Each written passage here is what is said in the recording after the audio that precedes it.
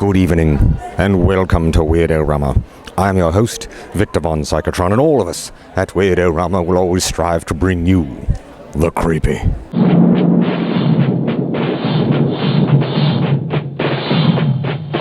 The strange.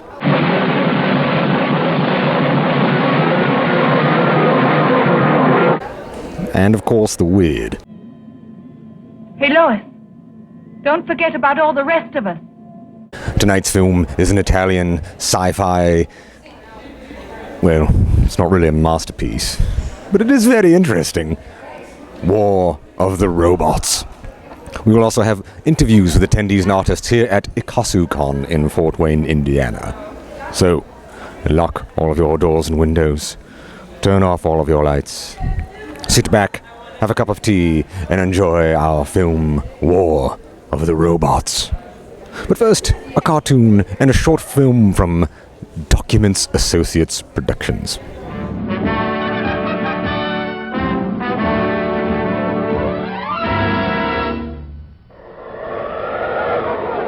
Up in the sky, look! It's a bird! It's a plane! It's Superman!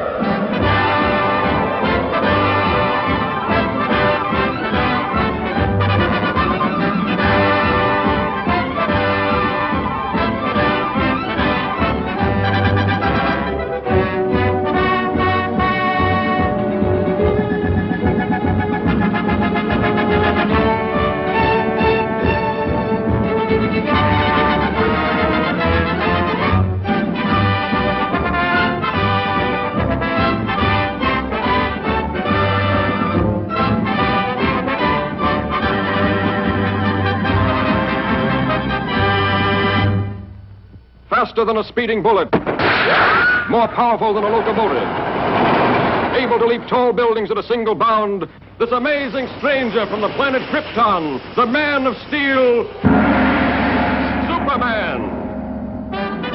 Empowered with X-ray vision, possessing remarkable physical strength, Superman fights a never-ending battle for truth and justice, disguised as a mild-mannered newspaper reporter, Clark Kent.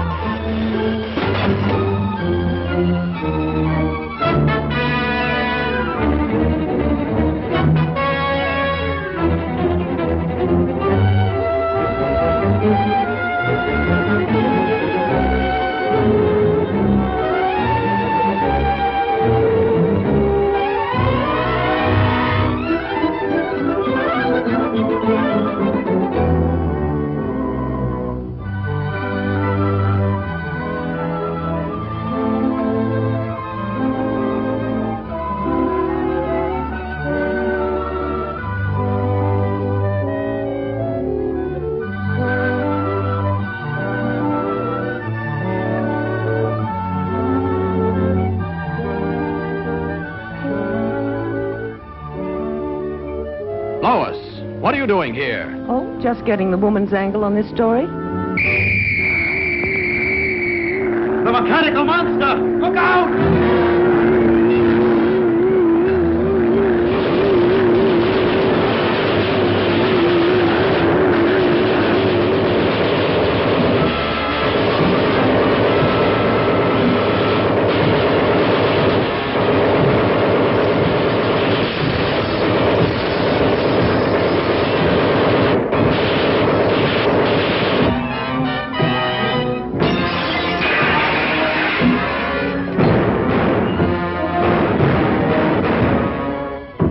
you fool! You want to get trampled?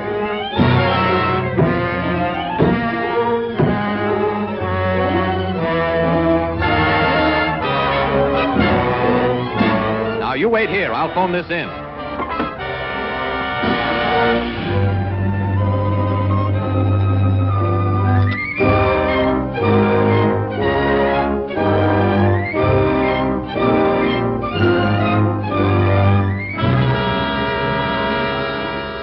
Yes, I'll give you the details later, Chief. All right, Lois. Lois!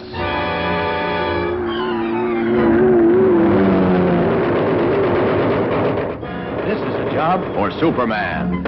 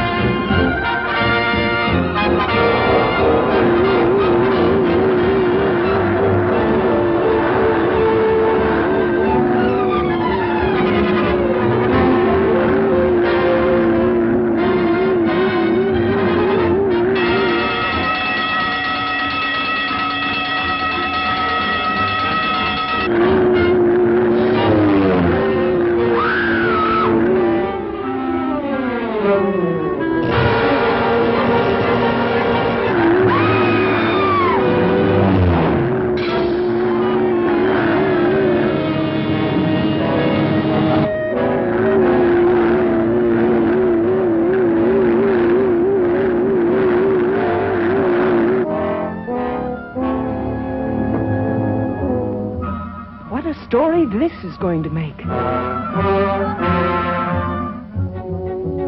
The jewels. What have you done with the jewels? You'll read about it in tomorrow's paper. Are you going to tell me what happened to those jewels?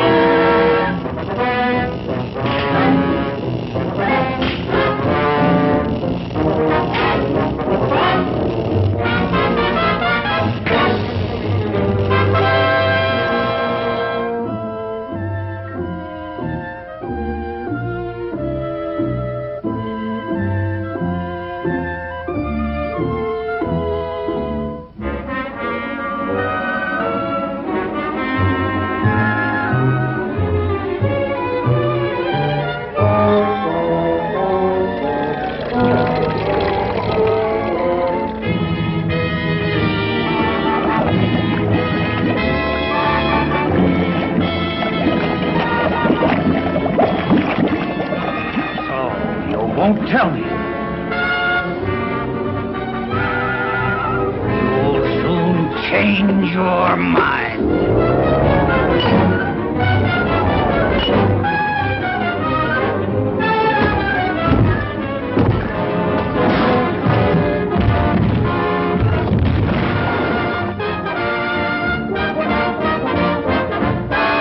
Superman!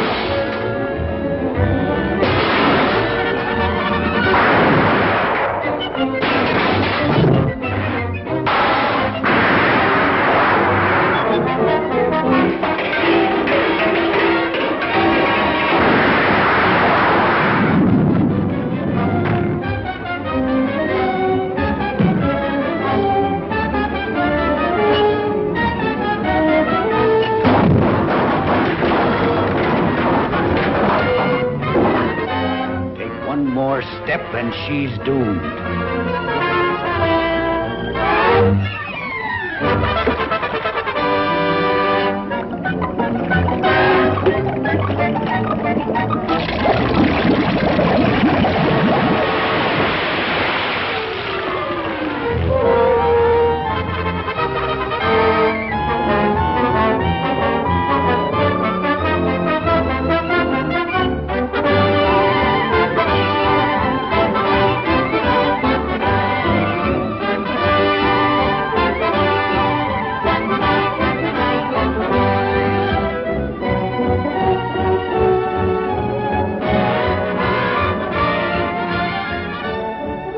That's a wonderful story, Lois.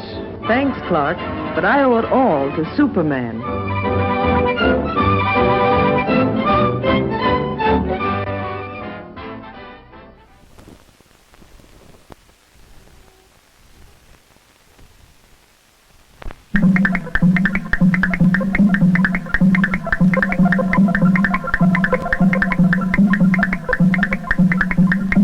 By a simple mechanical device, this toy mouse can sense when it has reached the edge of the table and alter course just in time to avoid falling off. Mechanical toys endowed with the illusion of life. They fascinate us. Man, who designed these simple toys, can design an artificial man that will one day surpass its creator. So says Dr. Isaac Asimov, scientist and author of science fiction. The robots of today, he says, are crude and mindless compared with those that will follow. They crawl ponderously about in laboratories. They toil without respite at the dangerous and tedious jobs that men no longer deign to do. They have only just begun.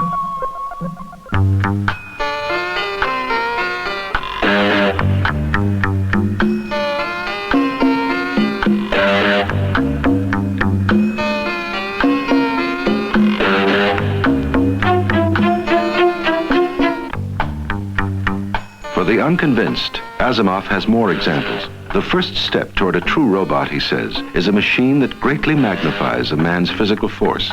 Such machines now exist, long after they were described in science fiction. Well, here's a quote right here. Here is how it works. A mass of pressure receptors. You push, the suit feels it, amplifies it, pushes with you to take the pressure off the receptors that gave the order to push.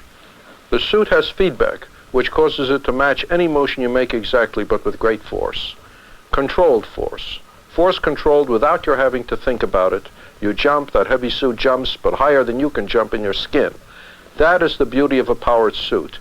You don't have to think about it. You don't have to drive it, fly it, con it, operate it. You just wear it, and it takes orders directly from your muscles and does for you what your muscles are trying to do.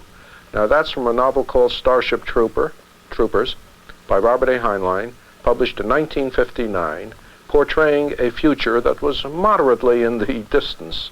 And here we have a quotation from a manual put out by General Electric for certain materials handling devices. It says, with the man-mate's control system designed, the operator's natural arm movements are reproduced and magnified by the machine. Movement of the control handle causes the boom to duplicate the movement of the operator's arm. Now, it sounds very much like that which Robert Heinlein was describing in his story. Still closer to the fictional power suit is General Electric's Hardyman.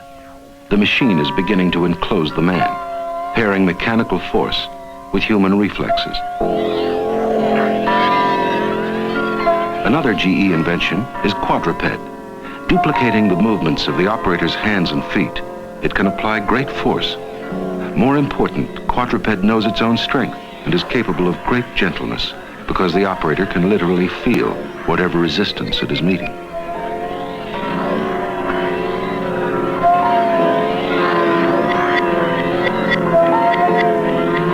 The Quadruped was developed for the United States Army as an experimental vehicle for rough terrain.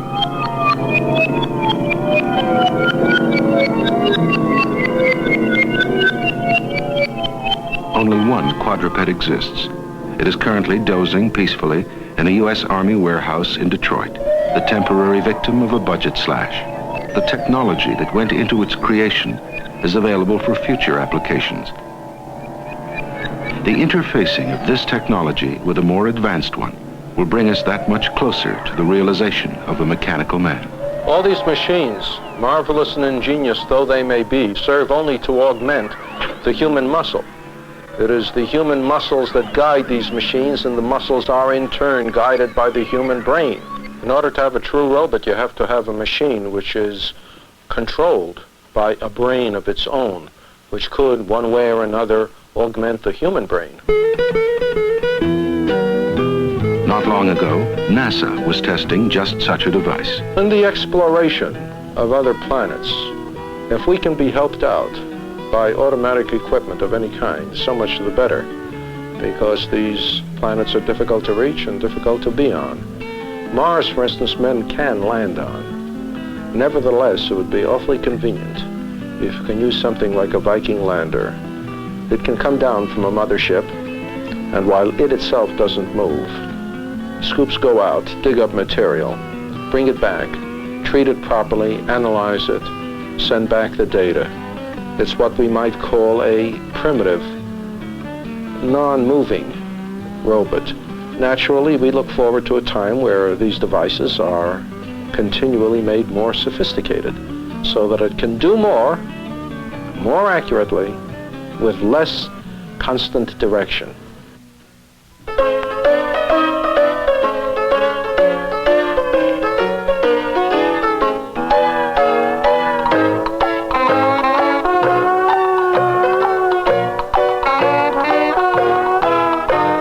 This is the Unimation plant in Danbury, Connecticut. Another Unimate has just been born. And here in test bay number 1, it is limbering up its one good arm.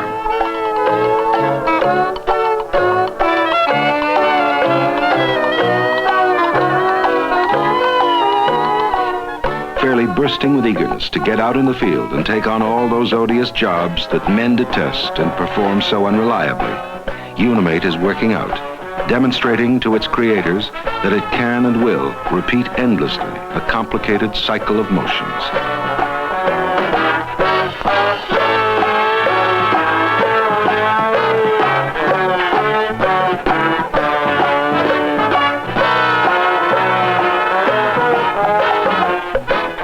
Unimate cannot learn in the sense of profiting from its own mistakes, but it can do exactly what it is told.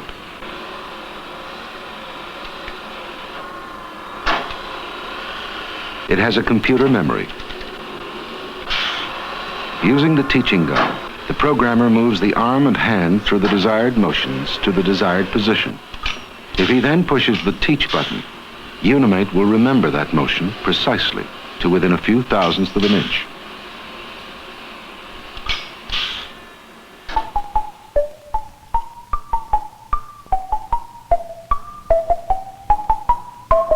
It will perform a cycle consisting of hundreds of individual steps over and over and never ask for a break.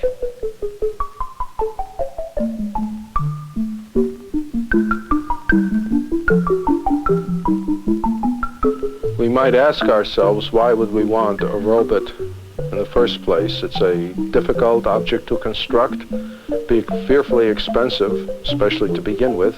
What would we get out of it? Well, society is filled with work that must be done.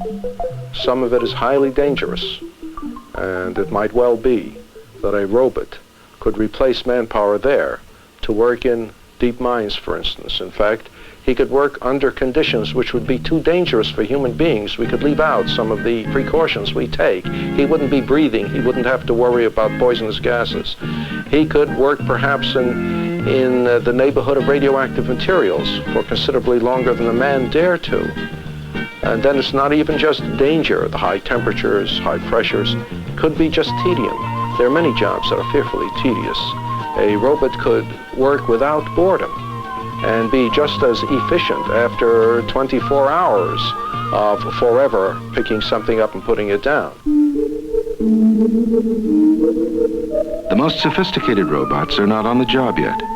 Here at Johns Hopkins University, a robot was developed that gropes its own way down the halls.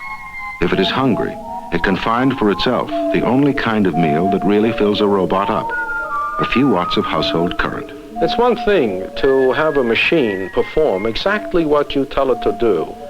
At the next stage, the programming itself can allow for flexible behavior on the part of the machine. Having done something which is, well, it's difficult to say wrong, having done something which is useless, is unsafe, is dangerous, it is programmed to recognize that and to do that no longer. It can distinguish those motions, those actions which are useful from those which are useless or dangerous, so that as time proceeds, it gradually makes less of the useless, dangerous motions, more of the useful ones. It adapts itself to its environment. It learns, if you like. Probably this is very much what human beings themselves do when they learn, except that at our level things are much more complex. And for a good long time, we'll be dealing with robots which, compared to human complexity, are simple indeed. Nevertheless, there will come a time when they will be able to learn, and they will end up doing more than we have originally programmed them for. And we have to take that into account too. We have to ask ourselves, not only what will this robot do, but what will this robot eventually do? And if we learn to ask questions like this, we may be asking them as the robots get more and more complex, until finally we're facing the possibility of mechanical life.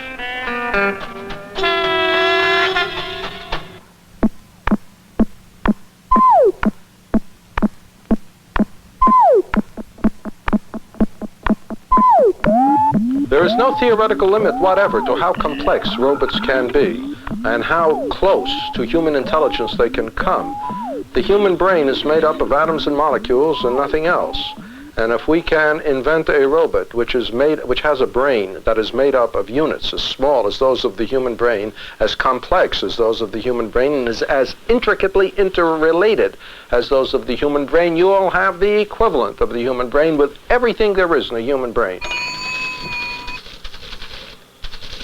For some years, men have been programming computers to play games against their inventors. This confrontation is taking place at Columbia University. The man on the right is playing against the machine.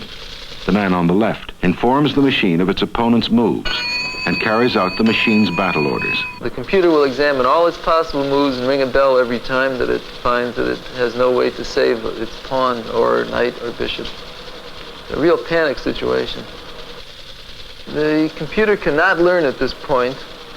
In the context of what people would define as learning, there's no chess program in existence that really learns. A Stanford professor, Arthur Samuels, wrote a checker plane program which learns to a certain degree. The checker plane program right now is as good as the state champion, roughly, of Connecticut. But chess is much more complicated than checkers, and nobody has attempted to build learning into chess programs the way they have into checker programs. The end game, the critical juncture. Man ponders his options carefully. Machine bides its time. Man moves. Rook to queen 1, a brilliant move. Machine, informed of man's masterful stroke, ponders its own options and quits. But robotics experts are convinced that he will someday win every game. And there's no reason why you stop there. Once you build a robot that complex, you will undoubtedly, with that robot's help, be able to build a still brighter robot or computer, since we're talking about the brain. In fact, I once wrote a story called The Last Question, in which I traced the gradual development both of the human race and the computer together through the next trillion years, or 10 trillion years. And in the end, the computer had literally become God. And when the universe ran down, the computer said, "Let there be light," and there was light, and the whole thing started again. It was purely a work of the imagination, but I'm willing to stand by that. There is no limit.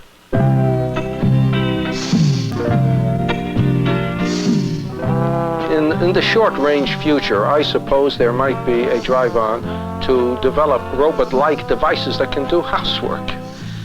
If we continue with our desire to liberate women, to get rid of this half the human race that are slaves of the other half, someone is going to have to do the housework. And the robot who can do that would be great. Robots, or mechanical men, have been one of the stock interests in science fiction. From ancient times, even before it was properly speaking science fiction. There's something attractive about having some sort of mechanical man under your control. It's the next step up from controlling a demon. But always there was the impression that this was dangerous. It was the kind of knowledge that was too risky, like trying to control a demon. So that the classic robot plot is that of a man who devises a robot which then kills him. And only in the late 30s did we get away from that and begin to write stories in which robots were machines and not diabolical demons. I wrote a series of robot stories in which robots were looked upon that way, purely mechanically, and in which I had the, I imagine, novel notion that robots, like other machines, would be built with safeguards. I mean, nobody would manufacture a knife without a handle to hold it by. And it's ridiculous to assume that if you were capable of building a robot, you wouldn't be also capable of building it with certain set procedures built in that would keep it from killing you. So I invented the 3 laws of robotics, which I always used in my robot stories, and which these days other writers use too. Not explicitly, they don't quote them, but they use them implicitly. They take them for granted. They are: 1, a robot may not harm a human being, or through inaction allow a human being to come to harm. 2, a robot must obey orders given it by a human being, except where that would conflict with the first law. 3, a robot must protect its own existence, except where that would conflict with the first and second laws.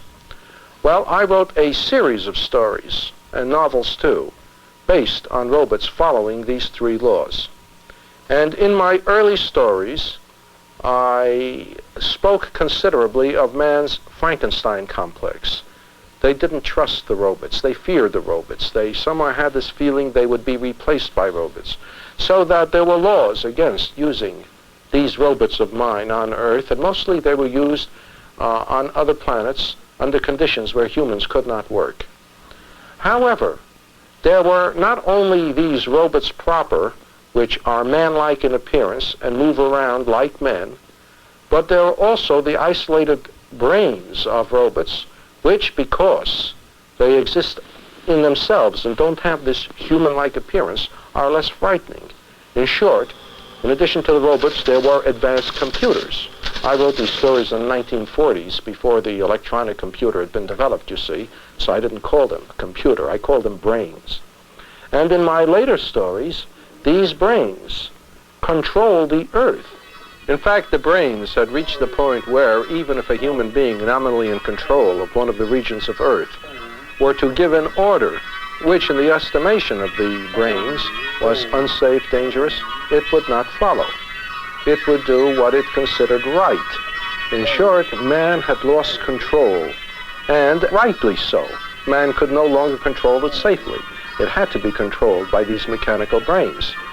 In fact, the brains, in disobeying human orders, are taking into account human resistance to the takeover, so to speak, by the brains. They are allowing for human distrust for the machine, human anxiety to make this intuitive jump, which may be unsafe. And the question is, you know, how close are we to that sort of thing? In a way, we rather are in it now, because the bureaucracy has to have a life of its own. It works up a kind of inertia. It can't be lightly manipulated. We elect presidents, we elect congressmen, but in the end, no matter how we change, there is something about the details of all the bureaus and all the departments that keep right on going. Dr. Isaac Asimov has written of a fictional future when machines assume the direction of society, and they do so in such a way as to leave man with the illusion that he still directs his own affairs. Is it possible that this fictional future has already arrived?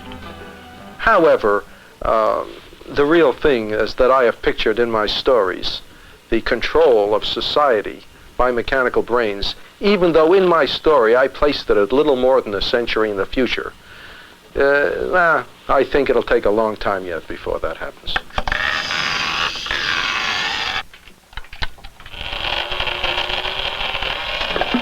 But I'm sure that's a long way off into the future.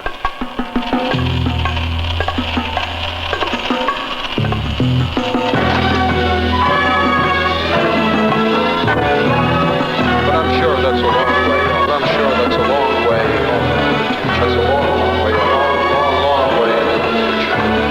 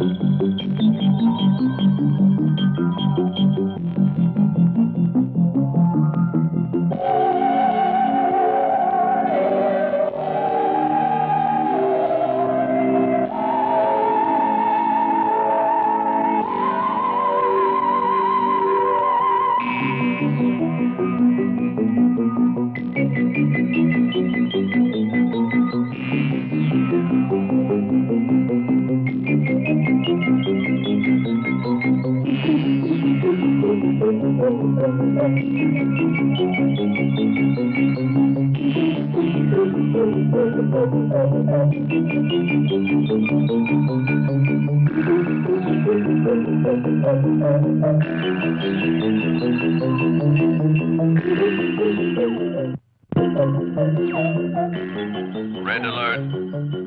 Satellite in Sector H has ceased to function. Red alert. Satellite in Sector H has ceased to function. Space Station Sirius calling Spaceport. This is Spaceport. Message received. Proceed on emergency channel. Over. Security satellite in Sector H has ceased functioning. Send out technical team to reactivate. Message received. Over and out.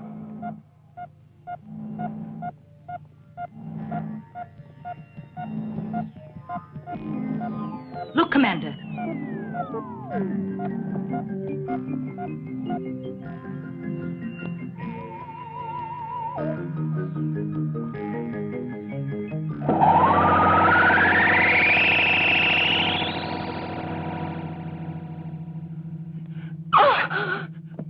Oh! What is this? You turned into a vampire? John, it's you. You frightened me. Oh, don't be cross, Lois. Every time I want to see you these days, it gets riskier. We're all getting nervous. It's worse than a prison here. Yeah, you're right. I'm sorry. Forgive me, yeah?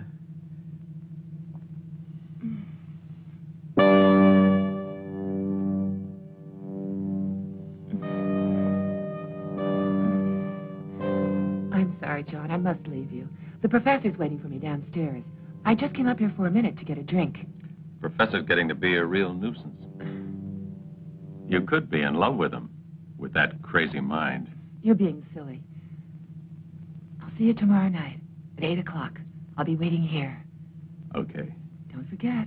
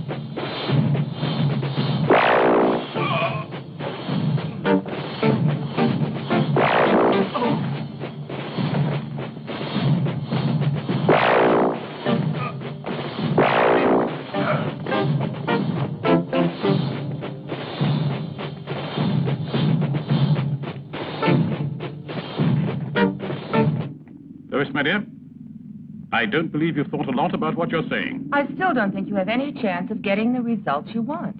I'm sorry, dear. The first experimental results are positive. Listen. I've been doing all this not just for myself. I did it so you could have everything you want. And don't forget it. Please, Professor. Dr. Wilkes is in the reactor room. He might come in. What I meant was that creating life, animal, vegetable, or even human, and obtaining mutations with all the possible genetic variations could easily lead to the most terrible results.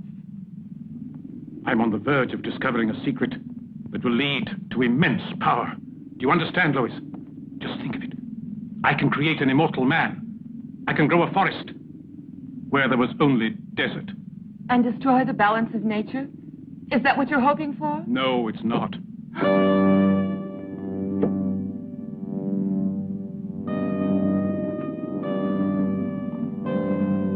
Who are you?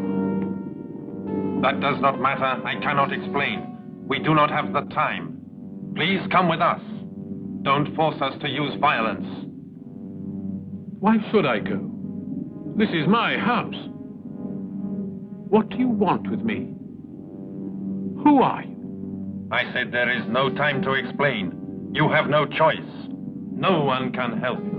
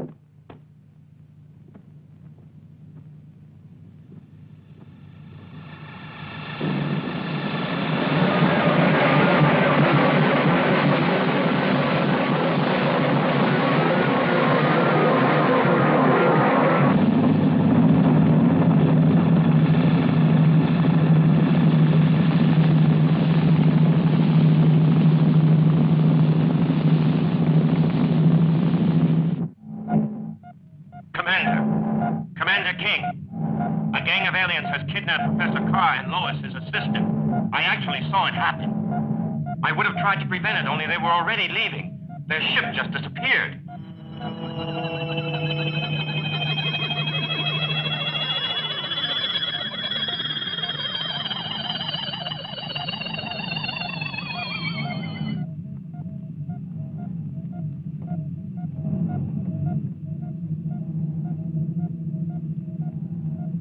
According to Lois, the professor was on the verge of an important discovery, the creation of life. Officially, we know nothing about it. The professor would have communicated the results of his recent studies only after the last experiment, which is still continuing in his laboratory's atomic reactor. Yes, of course, the atomic reactor. When they went, it was still functioning. But I understand that the professor made several modifications and no one else is able to touch it. Dr. Wilkes always maintained that without the professor, an uncontrolled reaction would destroy the entire city, space base included. Because the reactor will be entering the critical phase 8 days, 14 hours, and 3 minutes from now, after which a chain reaction takes place, I want Professor Carr here before that moment. Any questions? Have you learned anything about what happened to the satellite guarding Space Sector H? Our technicians confirm everything Dr. Wilkes said about the professor's disappearance. The presence of a spaceship is obviously connected with the satellite's breakdown. It was sabotaged to create a corridor in our defenses. However, they only sabotaged the alarm system. Isn't that so? Quite right. So the alien craft's range and course have been preserved in the computer's memory.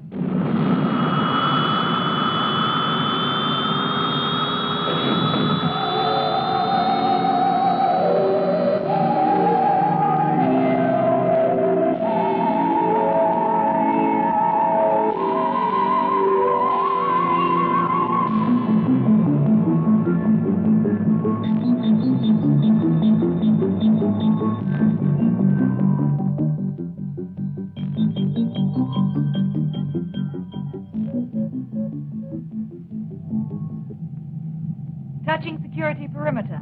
Discontinue approach. Discontinue approach. Cut propulsors. Propulsors out. Insert radar controls. Controls inserted. Solar panels open. We're all ready, Captain. Right. You take over. Mm-hmm. Follow me with the camera. Okay, John.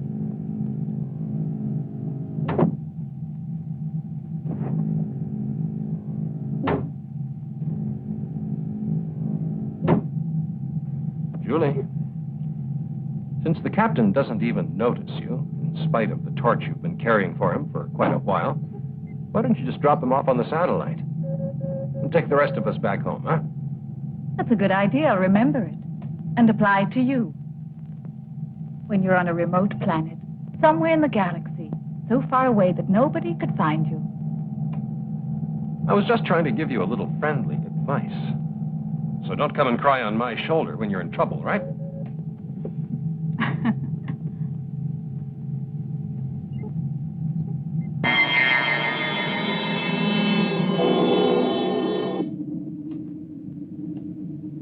I'm ready to go out. Check the automatic system. All in order, Captain. 5 seconds to lock decompression. Stand by. Okay.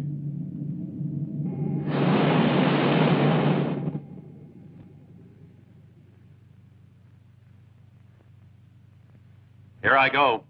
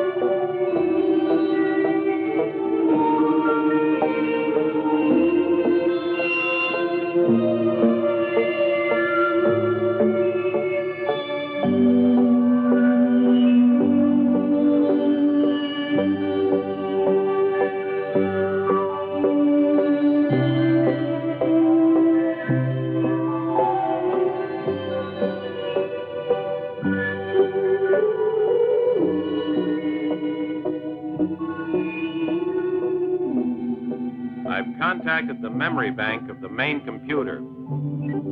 Everything all right, John? Yeah, fine.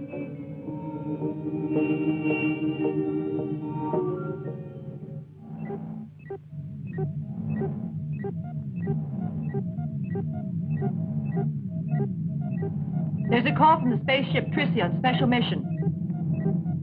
This is the captain of the Trissy. I have to talk to Commander King. Go ahead. The computer memory bank holds the coordinates of the course followed by the alien spacecraft with the kidnappers of Professor Carr and Lois. All that's important is their base planet. Where the devil is it? We can deduce that from the direction they followed. The coordinates are North Pole Earth, 90 degrees west, and 810 north. Can the memory be used to produce an analysis of the maximum speed the alien spaceship can achieve, any chance? Only a quarter of what mine can do if it's necessary. Only I think accelerating in that way is taking a lot of chances. Have you calculated the hypothetical meeting point in case of pursuit? With our power at maximum, it'll take 4 days to overtake them. 4 days? It'll be a miracle if you ever make it. Yet our lives and those of our countrymen are in your hands. What are your orders, Commander? Start pursuit of the alien ship immediately. Try all that's possible to free Professor Carr and his assistant. I've already given out those orders, Commander. Over and out. Boyd!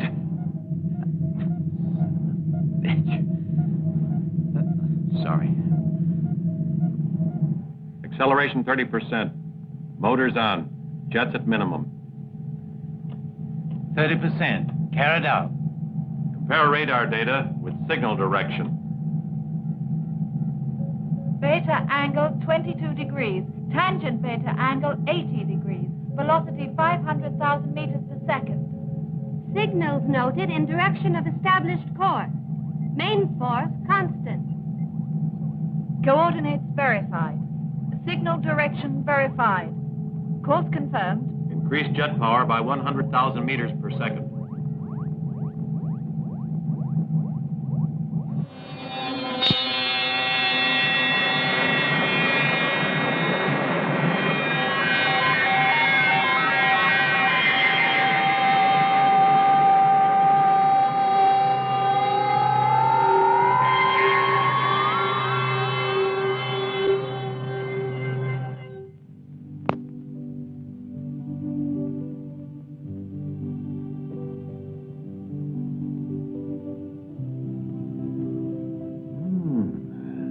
Just what I needed.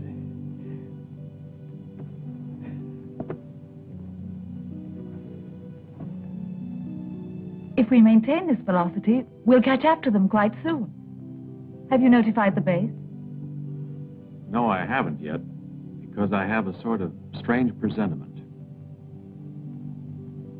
Is there something worrying you or what?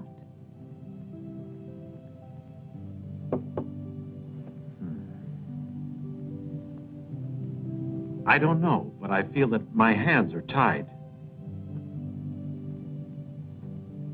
In what way? How do you mean? As long as Lois is in their power, there's nothing I can do about it.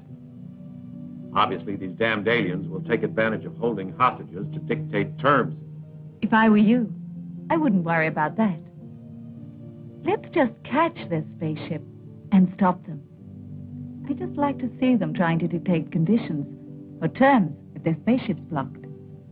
Until that happens. A message for the captain. What is it? Enemy spaceship seen approaching. Get the facts from the computer. Come on.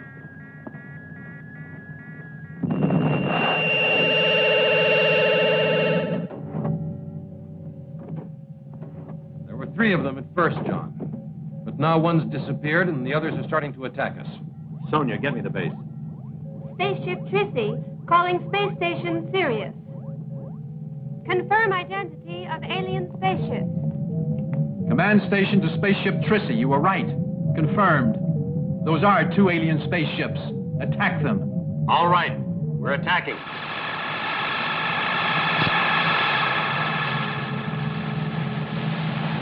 Julia, give me the coordinates for our offensive weapons. Roger, you take the one on the right. Jack, you take the left one. All right. Remember, we have to destroy them with the first volley. We have no time to lose. Carr and Lois are undoubtedly on ship number 3. Range 1082. Angle of elevation 13 degrees. Direction Alpha 19 degrees. 10 seconds from now, target reaches coordinates -9, 8, 7, 6, 5, 4, 3, 2, 1. Fire!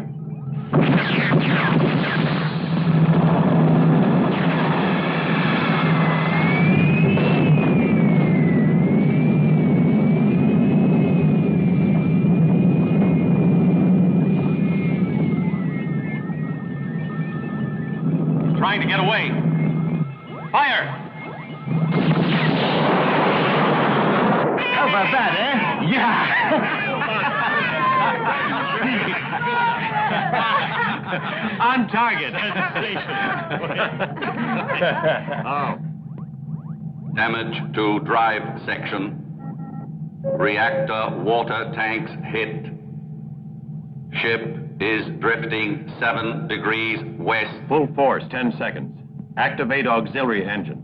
Reduce thrust on right. All done, sir. There's something wrong. I've lost contact with Station Sirius, Captain.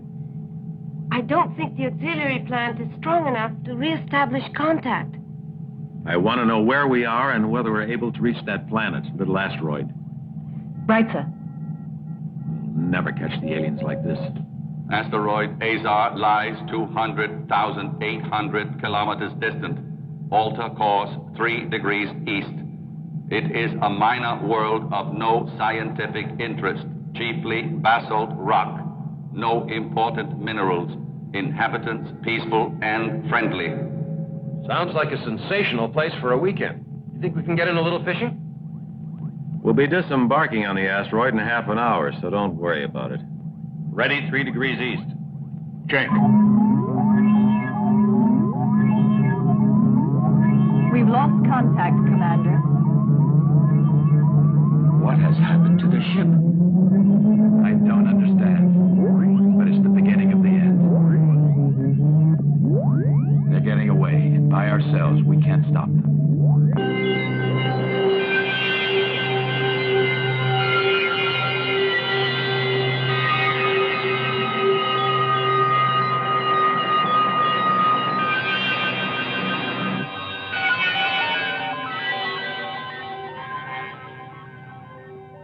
Launch telecamera. Done, sir. Confirm operational phase for parking orbit. Ship in parking orbit. Asteroid is 600 kilometers below. Prepare module release for descent to surface. Module release ready.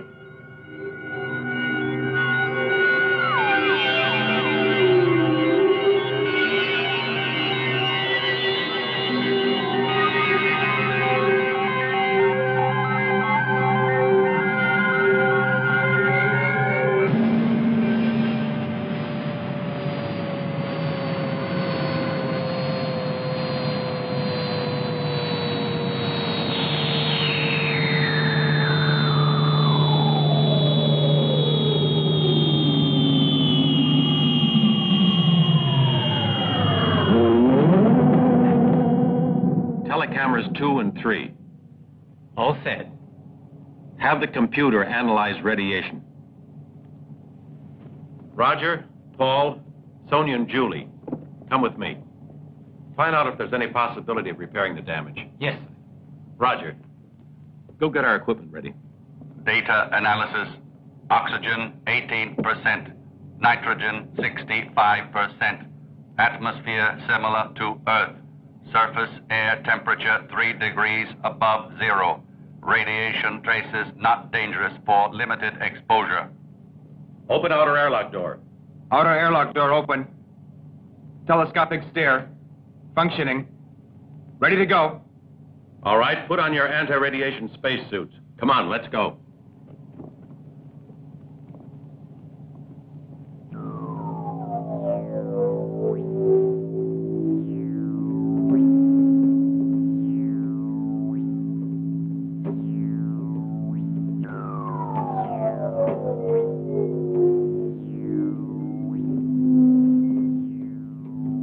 My detector indicates the presence of water somewhere near those caves over there. Good.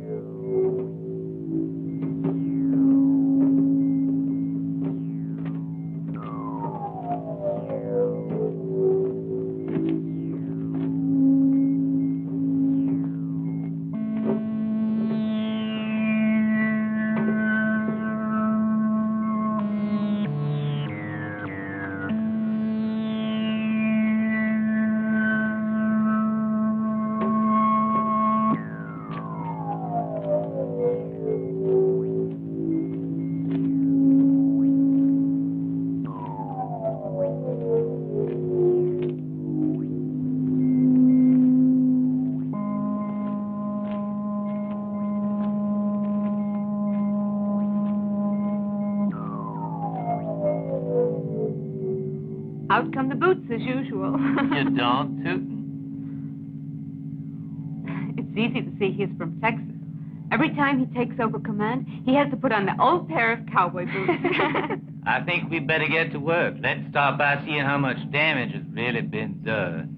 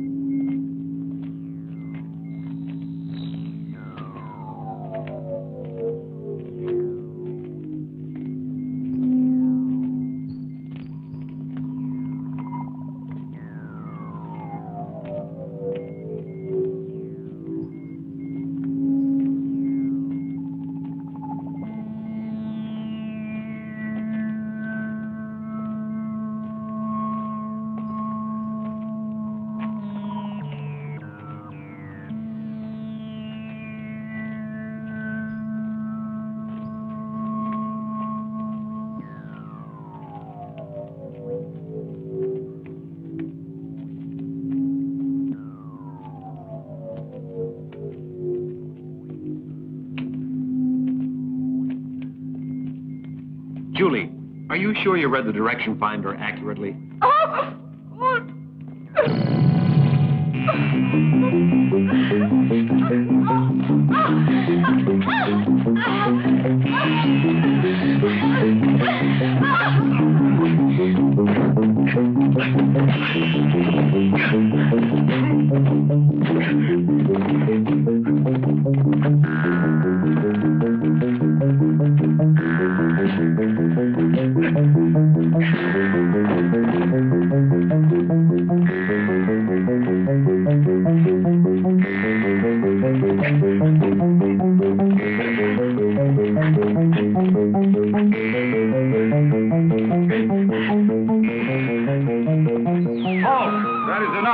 Men of the world of Anthor.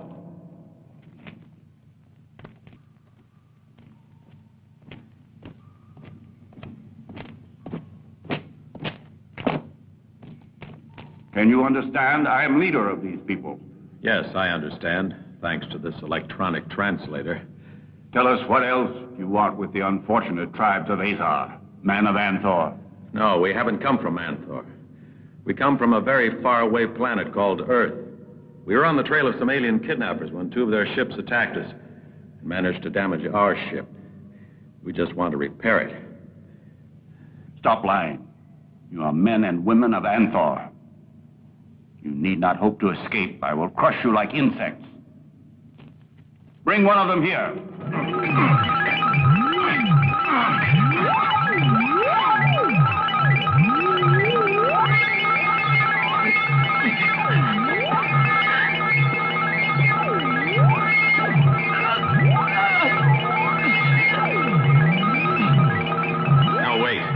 Listen, Kuva, we landed on this asteroid by pure chance. Believe me, we're not enemies of yours. However, there are friends waiting on our ship who are ready to help us and to destroy you. So set us free before it's too late. Don't talk, John! Do something! Captain Atrisi. Captain Atrisi. What's going on? This way, come on.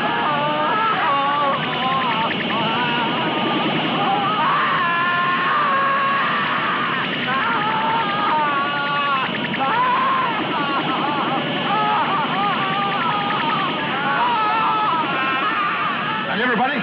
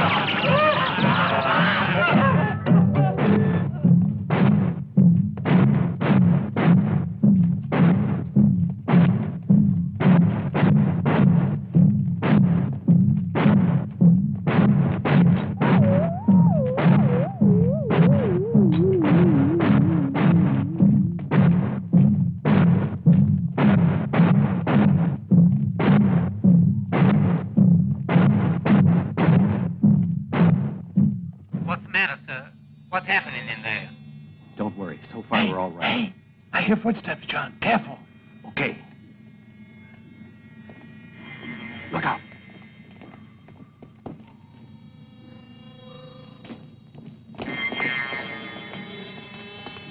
Did you see anything else on the ship's detector screens?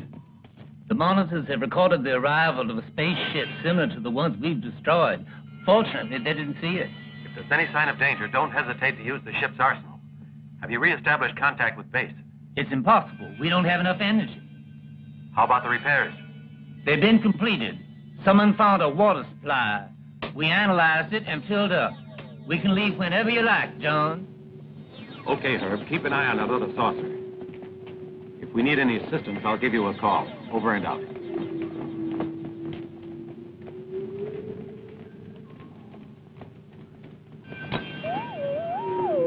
It's crazy. Like a harvest of human flesh. Did you see how those bracelets work?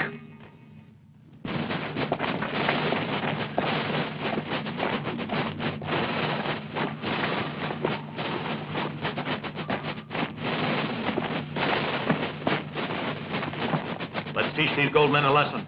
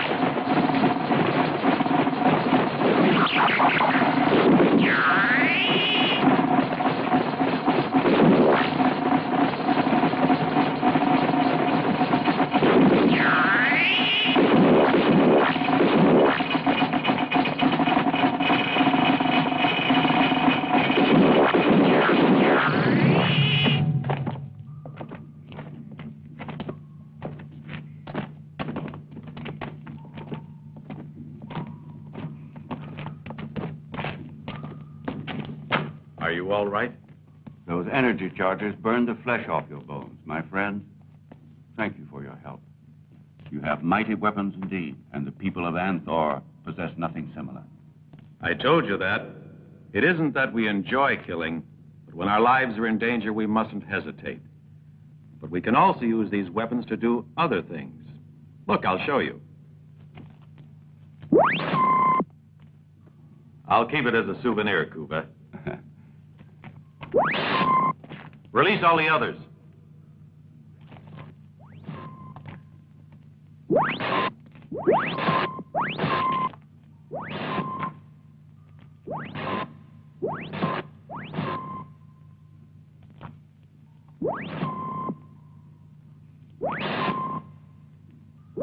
As you see, we are a race of humanoids, but we're different from you. Our physical structure has adapted to the environment in which we live. And practically all of our people have their eyes enclosed in a thick cartilaginous layer which serves to protect them from the dangerous radiation in the caverns where we dwell.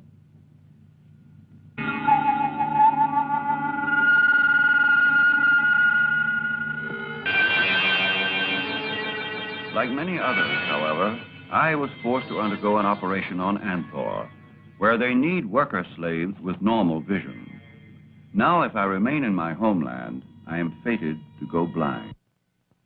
Red alert. Alien spaceship attacking. Coordinates for offense rocket launching.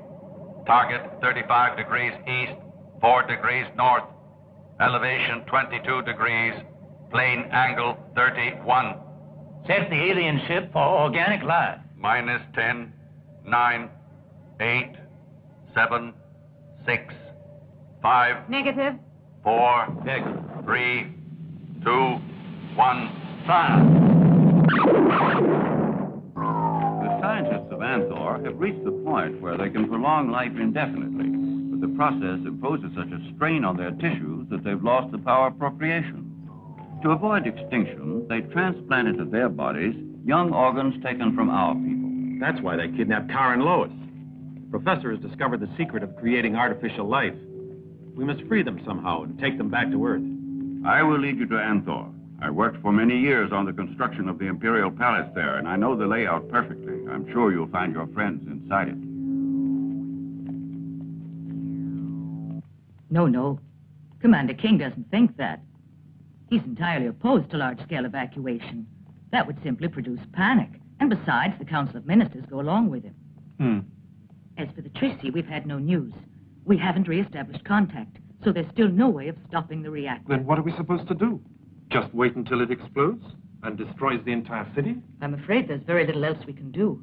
But we must take every precaution to avoid word of this leaking out, or we'll have more death and destruction than they had in the planet wars. Any progress, sir? It's no use. There's nothing we can do. Even our greatest experts are baffled. Nobody knows how to prevent the damn thing from exploding. You're right. No one. Only Professor Carr.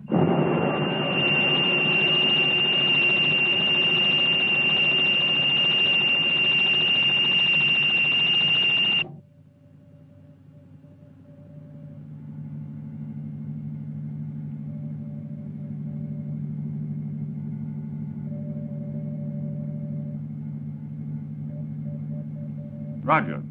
Yes, Cuba. Why is it that when John isn't here, neither is Julie? So you've noticed it, too. The only person who hasn't realized that Julie loves John is John. But why? She's a beautiful woman. Yes, that's true.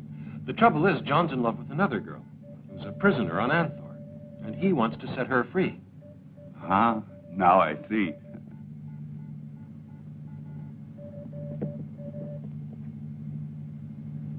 And now he's onto it, too.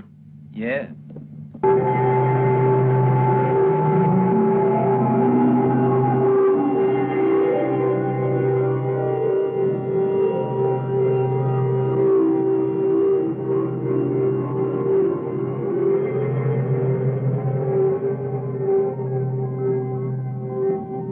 Auxiliary motor off.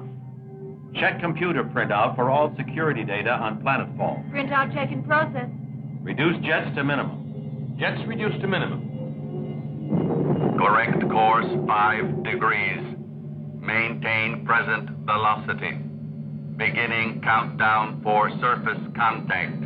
Minus 10, 9, 8, 7, 6, 5, 4, 3, 2, 1.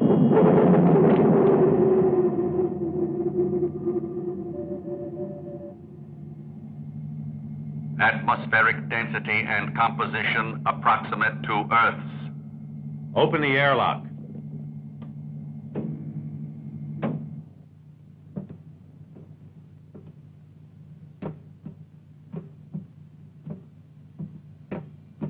Over there.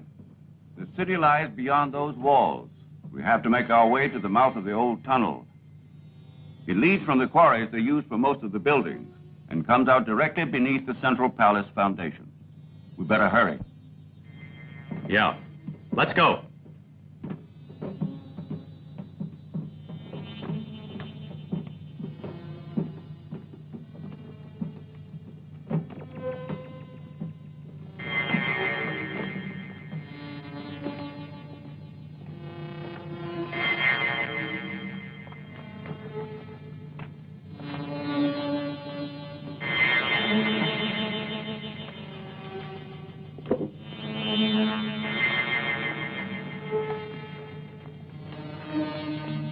Everything is going okay, so far.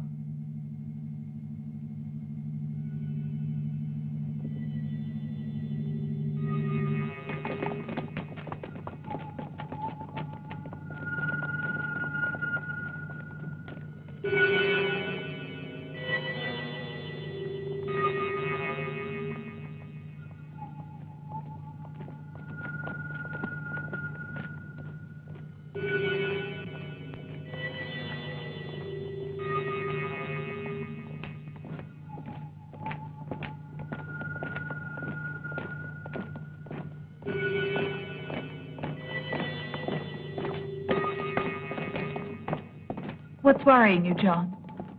It seems incredible that these tunnels are unguarded.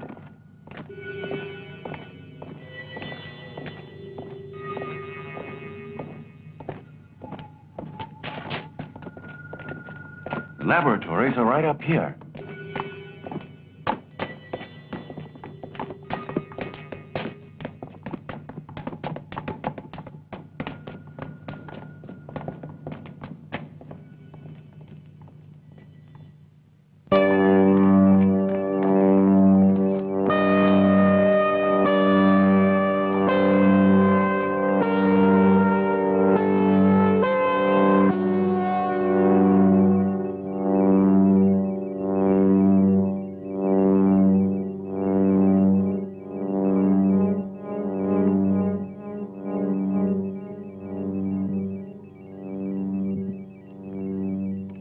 Professor Carr.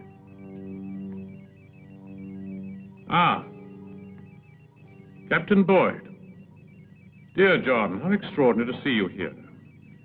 I must admit I'm most impressed at the courage shown by you and your men. I must point out, however, that it would have been somewhat more desirable had you Where's not... Lois? Oh, she's in excellent health. But I was about to tell you something interesting. Something most interesting. The courage displayed by you and your men could have been put to a better use. What do you mean by that, Professor? Can you explain yourself better? Arrest them! They are the terrestrials the Empress was expecting.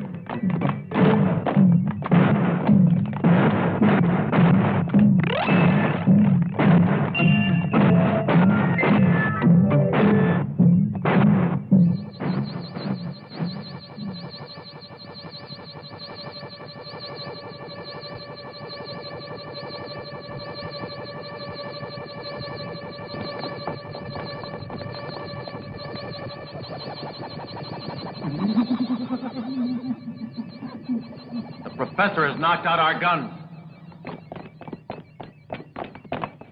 Roger and Kuba, over here. Everybody else take clear of those swords.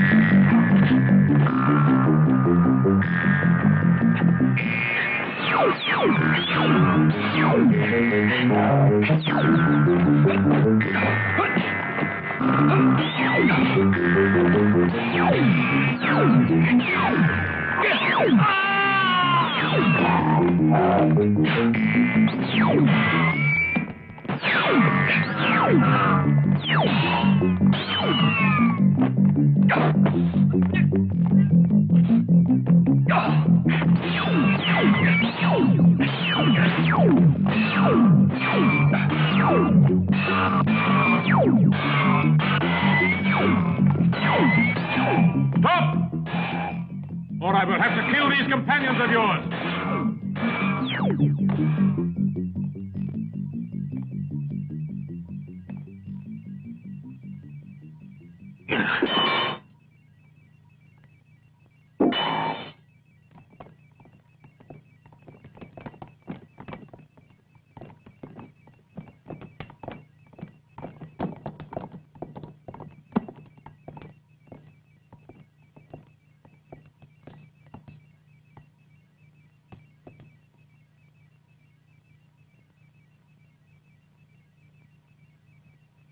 But the computer.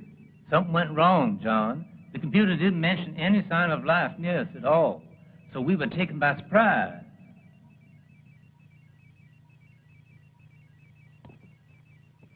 Take them away. I've wasted enough time on them.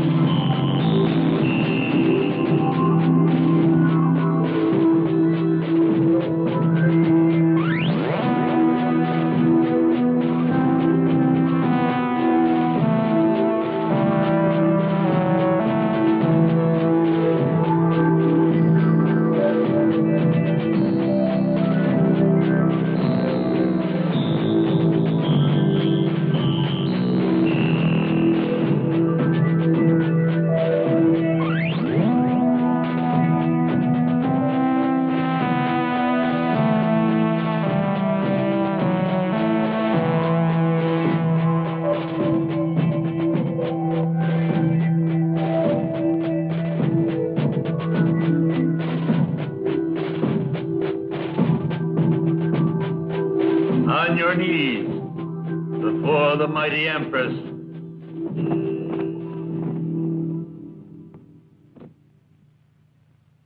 These terrestrials have come among us to take away the last hope of immortal life from the people of the planet Anthor. Lois. Lois. Bow your head, terrestrial. So we condemn them to become subjects for Professor Carr's experiments. They will be the guinea pigs the professor needs to perfect the machine he had constructed on this planet, identical to the one he left on Earth. It will enable him to create every form of life from nothing.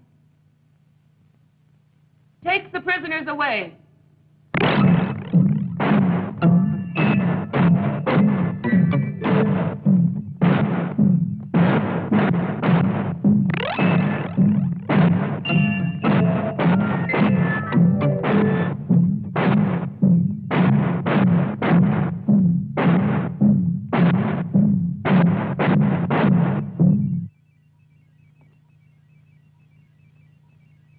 Last.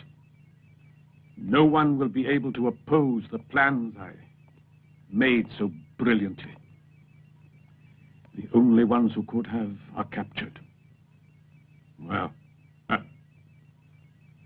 now I can use them as guinea pigs to ensure complete success.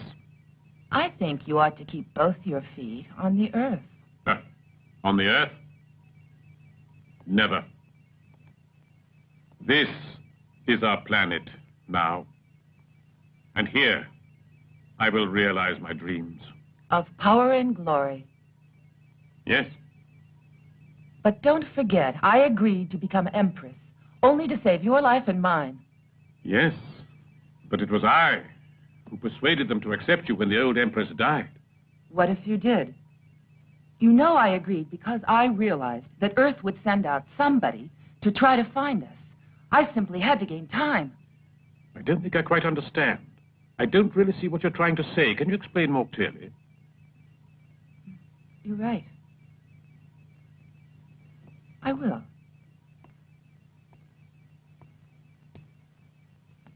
You like me. There's no doubt about that. None. It has now become a vital necessity to have you. Every conquest has a price. Don't you agree? Yes, I do.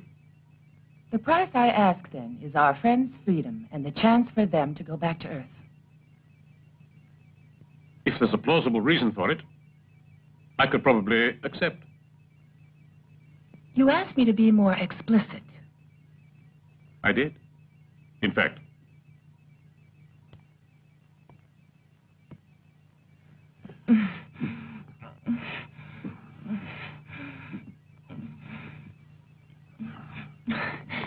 Explicit enough?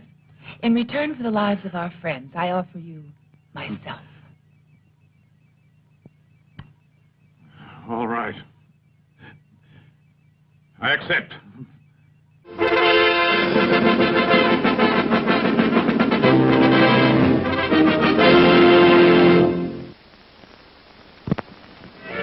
Here's a choice of food and drink to satisfy anyone and everyone. You'll find something to please you to add to your evening's enjoyment. Something to please all tastes and age groups.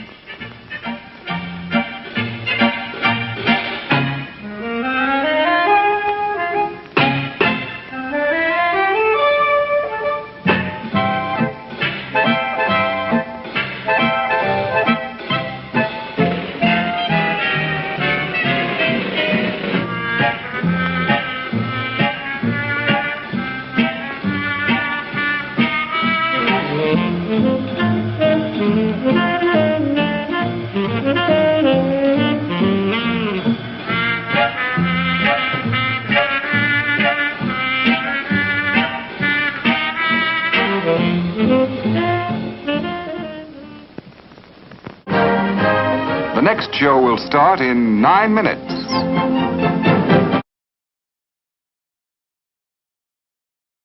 I'm here with Haruhi, Bum, and Ursa. And ladies, we are asking people if you could have any famous robot to be your army. An army of any famous robot, which one would you pick? Wally. Mo. Starscream. Why Wally? He's cute. Yes. They would just overwhelm your enemies with cuteness. That's a good point. Mo would like clean my house. True. You'd have the cleanest army base of any place. Starscream and I would destroy the world. You probably would, with an army of robots that can turn into fighter jets. Oh yeah. Absolutely, yes. Take over. We would take over. It'd be great. Are you having a good show? Yeah. Yeah. Oh, wonderful. It's been pretty great. Excellent. Well, thank you for stopping by and chatting. Yeah, absolutely. I'm here with CC and America, King of Spades, and we are asking people if you could have an army of any famous robot, which one would you pick? Oh, if I could have any famous robot, I would go with an army of robotic Scooby-Doos. Why robotic Scooby-Doos? Well, because if anything ever attacked you, they would solve the case before you could ever do anything. That is a good point. And you? I choose the Daleks. Ooh, why Daleks? Because I can destroy my enemies instantly, and it's plays more special with the time aspect I've got going. That's true. You could travel throughout time and, yes, actually fight anyone. And yes. And you'd be undefeated until the Doctor appeared. Yes. Well, that's true. Well, as king, I'm already undefeated. Good point. Having a good show? Yes. It's quite fun. Excellent. Enjoyable, marvelous, simply wonderful being in this country. Well, and thank you for stopping by. I'm here with Harley, and Harley, we are asking people if you could have an army of any famous robot, which one would you pick? I'd have to go with iRobot, because those robots can do a lot. Ooh, that's true. And they do kind of blend in. I mean, a little bit. They're humanoid. So if you needed to maybe sneak one in, paint its face, something like that, put some clothes on it. Put some artificial skin on it. It works. Yes. So you're a science fiction fan? Yes, Do definitely. you enjoy Asimov's work? Or do you have any other famous, who are some of your favorite writers or authors? Oh, one of my favorite, kind of sci-fi-ish, Stephen King. Oh, good choice. Good choice. Are you looking forward to the Dark Tower film? Yes. And the remake of The Mist, I'm really looking forward to. Oh, wonderful. Wonderful. Having a good show? Huh? Are you having a good show? Yes.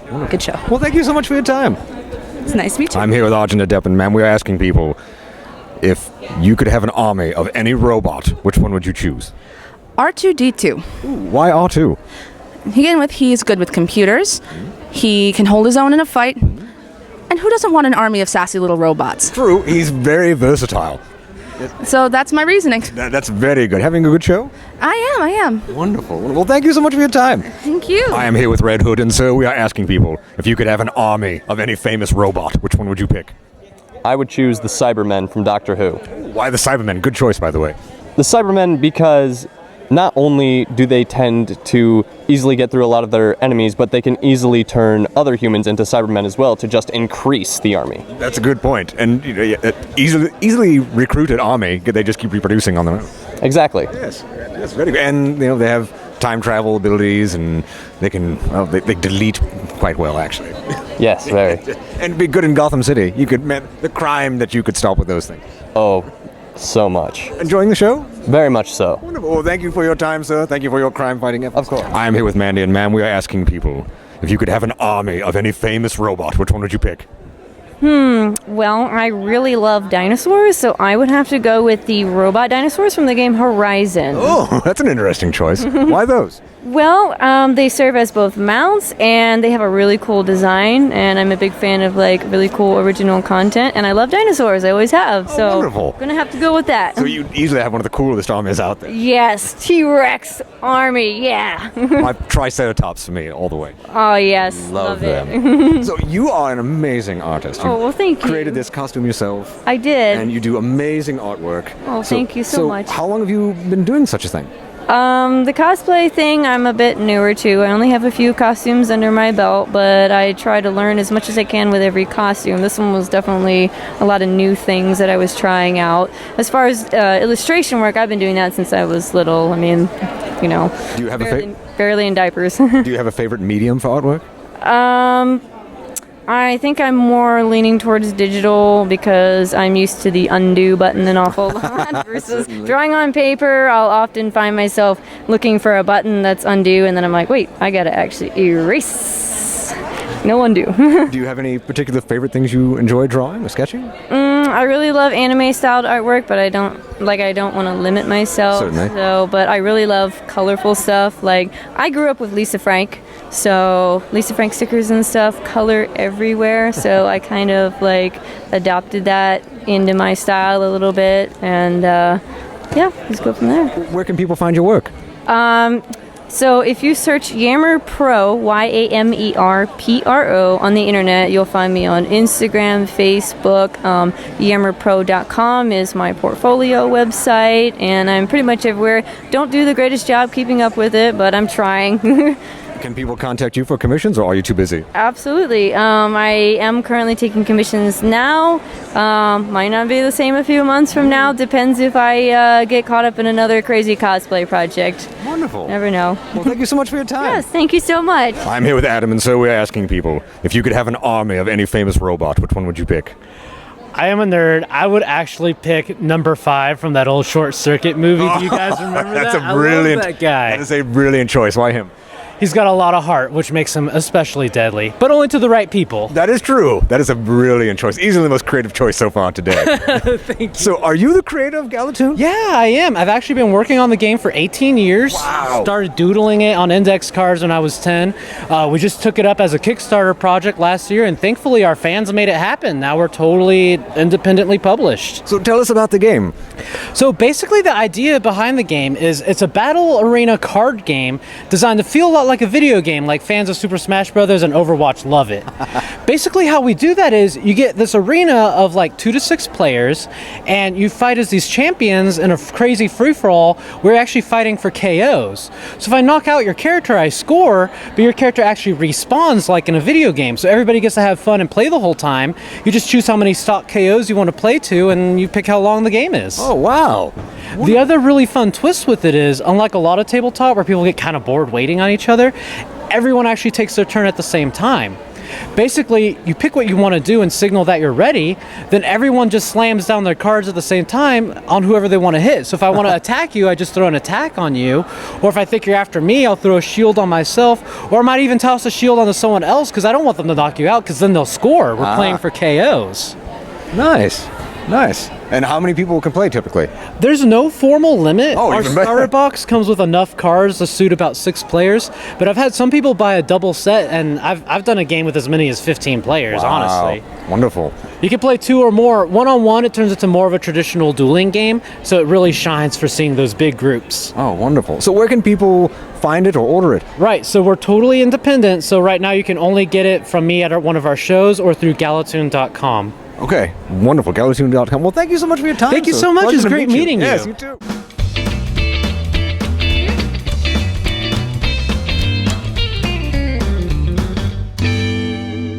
Hello, ladies and gentlemen. Just a few words about the cast and crew of tonight's film, War of the Robots. Now, the director of this film, Al Bradley's real name is actually Alfonso Brescia. He directed many Italian fantasy, action, science fiction, and Western films, such as Star Odyssey, War of the Planets, Cry of Death, My Gun is the Law, and the classic film Super Stooges versus the Amazon Women. His co-writer on this film, Aldo Crudo, is best known for writing Beyond the Door, which is sort of a Lovecraftian horror film, well worth your time if you can find it. Antonio Sabato plays Captain John Boyd. He was in Beyond the Law, a spaghetti western classic with Lee Van Cleef. He was also in Barbarella, a fun film, and you might recognize him from his soap opera work on The Bold and the Beautiful. Lois is played by Melissa Longo, who is in many, shall we say, titillating films in Europe, such as, School of Erotic Enjoyment, for example. But she was also in Way of the Dragon, Lucio Fulci's Cat in the Brain, and the classic Super Stooges versus the Amazon Women. Roger is played by Giacomo Rossi Stewart. He was in The Day the Sky Exploded, which was just on our program a couple months ago. Be sure to check that out for the cinematography by Mario Bava. Now, Mr. Stewart also worked with Mario Bava on Kill Baby Kill. He was in The Last Man on Earth with Vincent Price as well, and the B-movie The Night Evelyn Came Out of the Grave. Aldo Canti plays Cuba, the alien leader. He was in other spaghetti western classics, Sabata and The Return of Sabata. Massimo Ricci plays Dr. Wilkes. He worked with Mario Bava quite a bit on Planet of the Vampires, Blood and Black Lace, Black Sabbath. He was also in a spaghetti western classic, Seven Guns for the McGregors. Valentino Valentini plays Paul.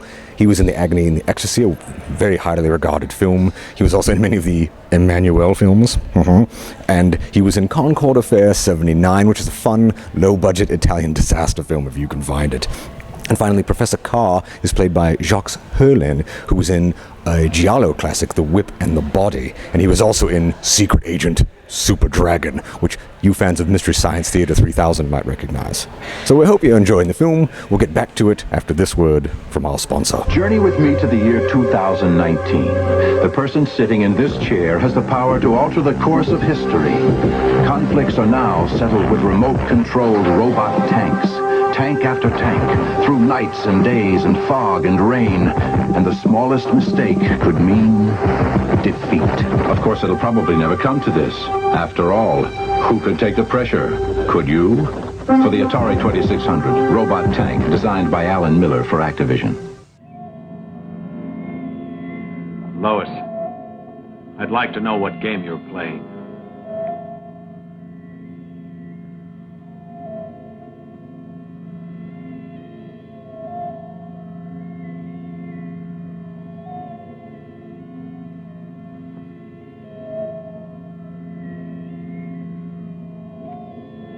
What are you doing? Why don't you give me an explanation?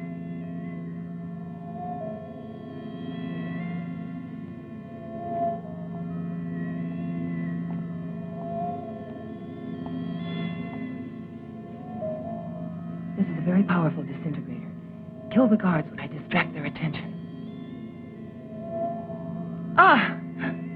You'll be glad to know that the reason I'm here is because I have some good news for you. But first, I want to know if your spaceship has been damaged. Yes, it was. But we've repaired it. Good. Then you'll be able to leave immediately.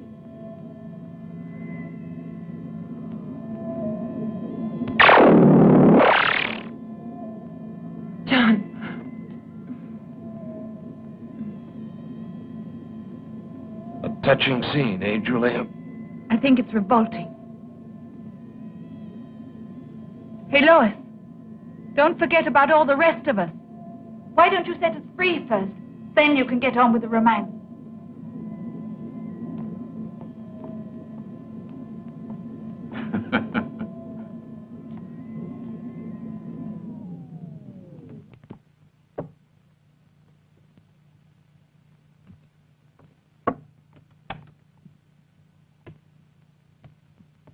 You all right? Uh-huh. Is everybody okay? Oh, John, if you knew how much I've dreamed of this moment.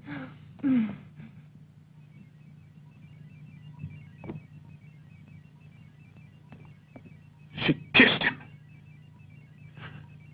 She kissed him.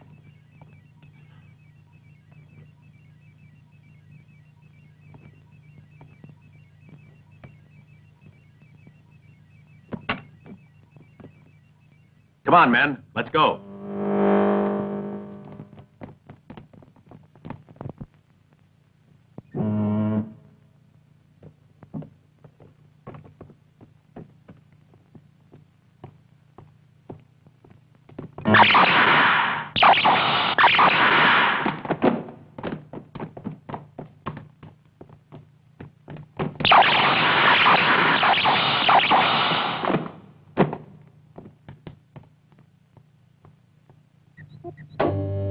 It's okay, boys.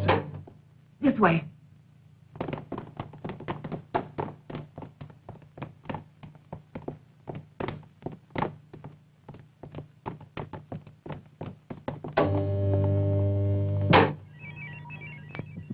You shouldn't have kissed him. So you gave the alarm. You shouldn't have kissed him!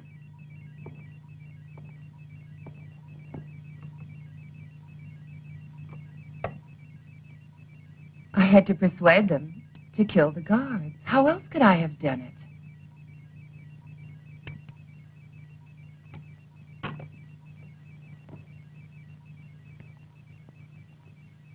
Then he doesn't mean anything to you? For me, there's only one man who counts, and that's you, my darling. All right. Where are they now? They're waiting in the underground passageways for someone to guide them to their spaceship. But now, after the alarm, the passageways are full of soldiers. We'll have to take them out through one of those secret exits. Yes. You take care of it. I have work to do.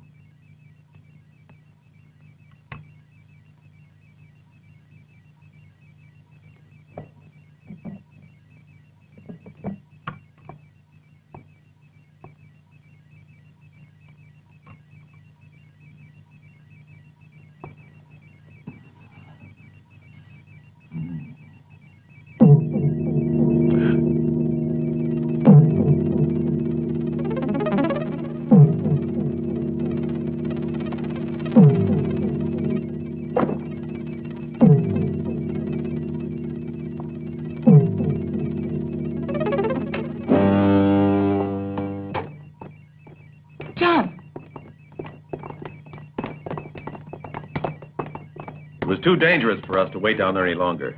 Now what are we supposed to do? The old fool sounded the alarm. It won't be any picnic getting out of this beehive, but we'll have to try somehow, and quickly, too, before they seal all the exits. Then let's go. Hurry.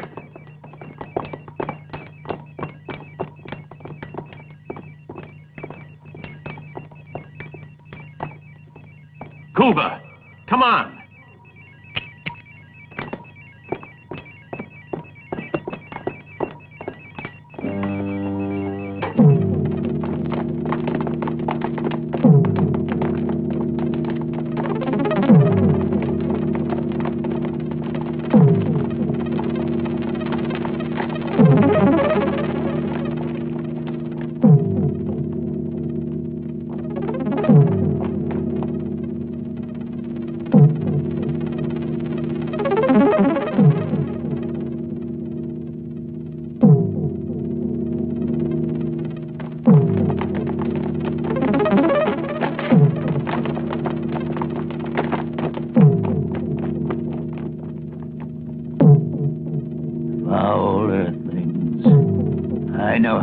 prevent their escape. But I need the Professor and the Empress alive.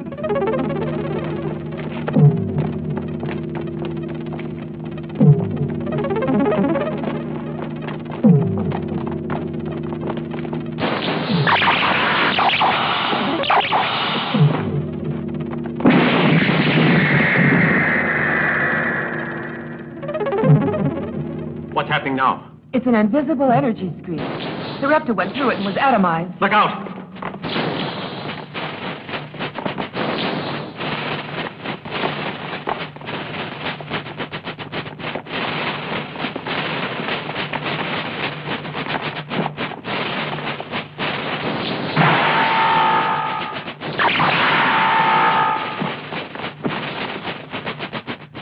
We have to get out of here before they cut us down.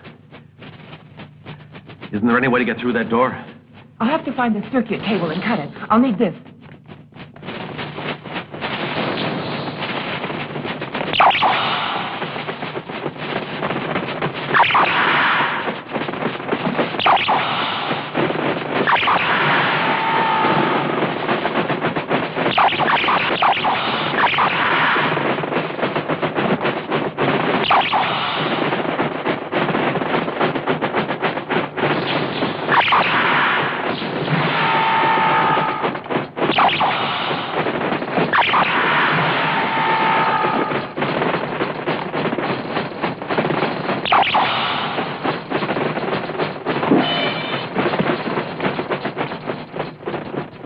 Shot him. I don't know.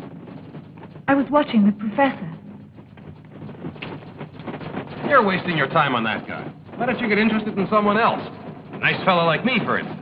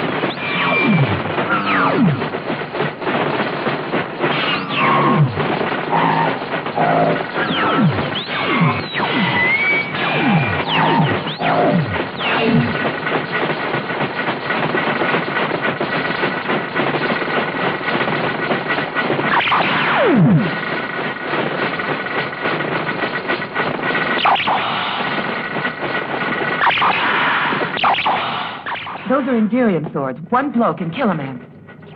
But we're fighting against robots. John, I found the switch box for the door. The way is clear now. Great. Did you know they were just robots? No. The way is all clear now. Let's go.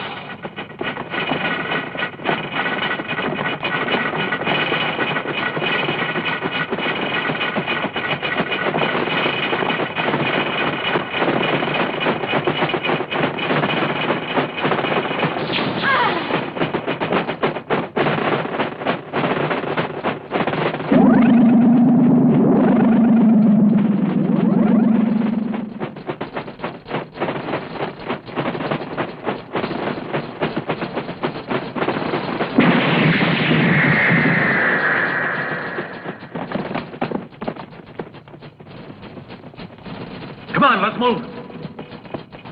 We've done everything we can do. We've sought the help of the most brilliant scientists in the whole world, but it was useless. Or even worse, because according to Professor Prokofiev, their tampering may have accelerated the reaction. It's almost as if the professor arranged it on purpose to frighten us. If only we could get in touch with the spaceship so we'd know if there was any hope of their returning. Anyway, don't stop transmitting. Just keep trying.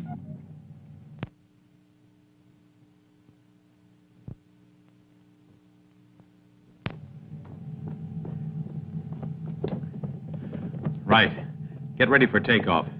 Put the professor in an anti-acceleration rig. Yes, sir. Ready for takeoff. Will you come this way, please? Sonia, keep trying to establish contact with Earth base. Yes, Captain. My figures say the reactor is entering the critical phase. John, I'm afraid when we get there, it's going to be too late to do anything about it. The important thing is to at least establish contact. Here come our golden boys. Activate protector screens. Navigation plan form. All ready. Course tape. Inserted. Functions activated. Control pressure. Okay. Maneuver control. Green. Navigation computer. In function.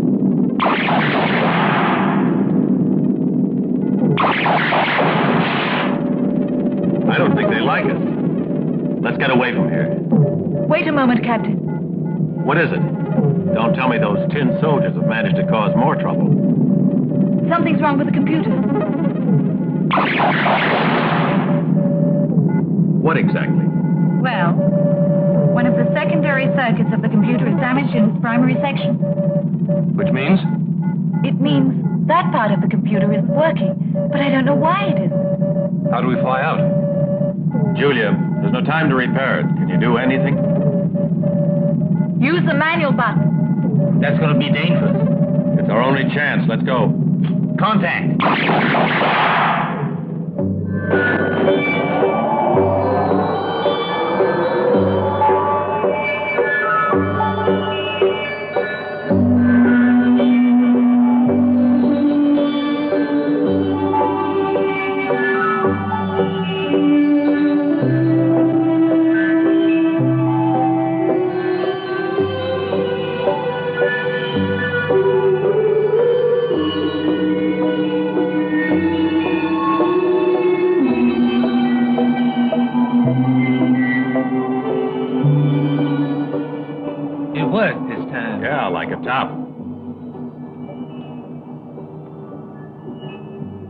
New course inserted in the computer's secondary section. It feels marvelous to be going home with you.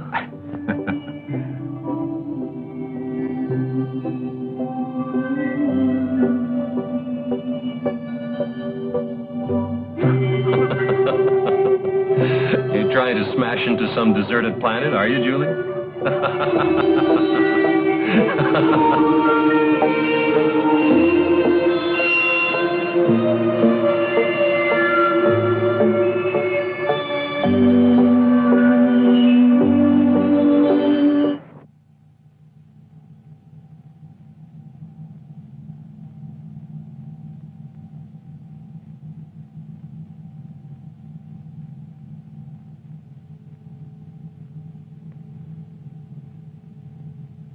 He'll sleep a few hours, but he'll be quite normal when he wakes up again.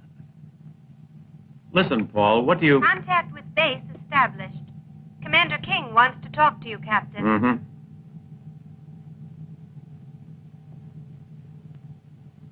Let me know as soon as he wakes up. All right. I already know what King wants to ask me.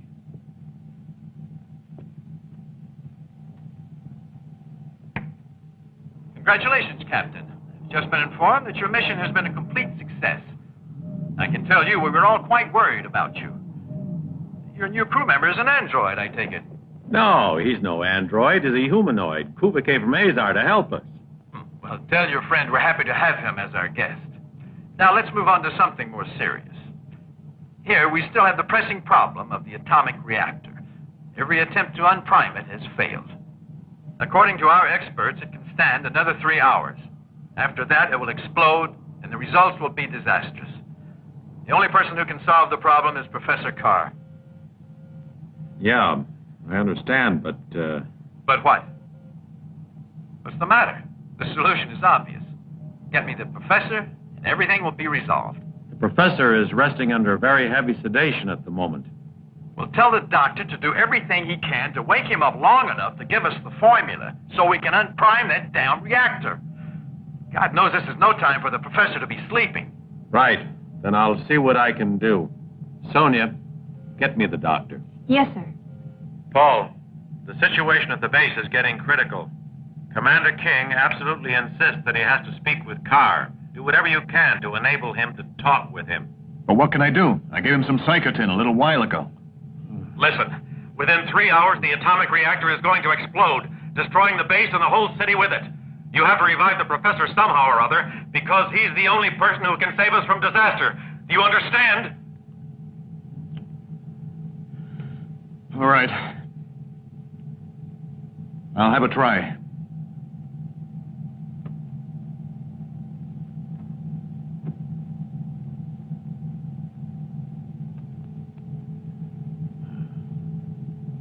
How do you feel, Professor? Tired. It'd be risky to use a stimulant. But what happened? We rescued you and Lois, and we're going back to Earth. You were unconscious quite a while. To recover, to wake up, I need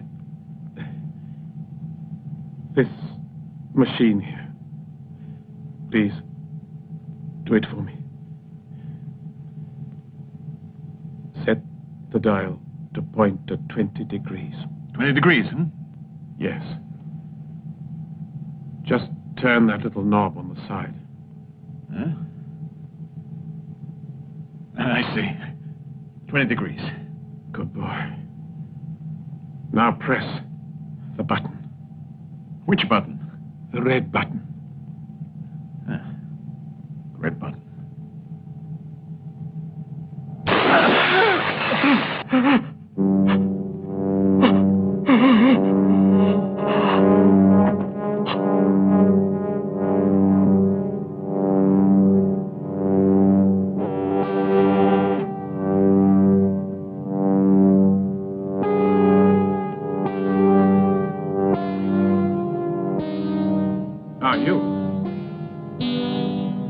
I hope you'll explain how... No. No. Wait!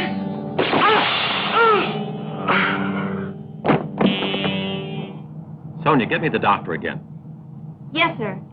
Right away, sir. Well? Sorry, there's no answer. That's very strange. Take the controls.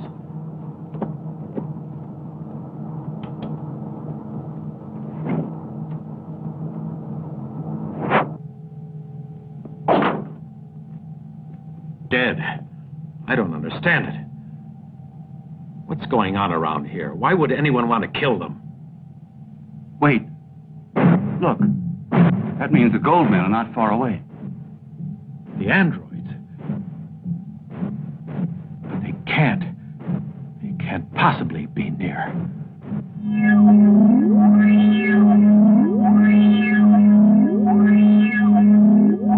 Try again. I don't see how we could lose contact over such a short distance. It's no use, Commander. There's a magnetic field blocking all our signals. I don't understand it. There's something very strange about Captain Boyd's behavior. Well, if it's some kind of magnetic storm, there's very little we can do about it. I think he's probably having a lot of trouble as well, at this very moment.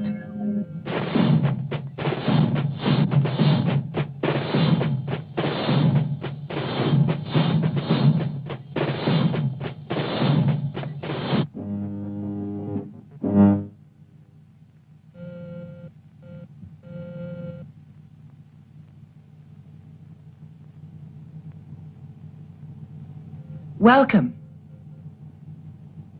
It seems that without you, the spaceship can't get through the satellite defense system. I don't get it. What's the meaning of all this? I would have thought it was obvious. Only up to a point. You've taken command of the ship, right? Yes. It was easy. Why did you kill Carr and the doctor? I didn't kill them both.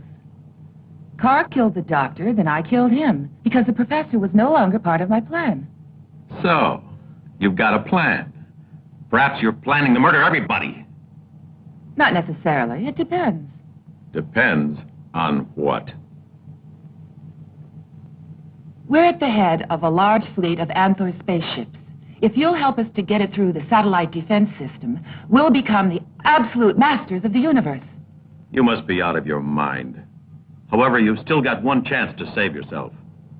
Tell me the formula for unpriming the reactor that you and the mad professor forgot to turn off. Poor John. You still want to save me.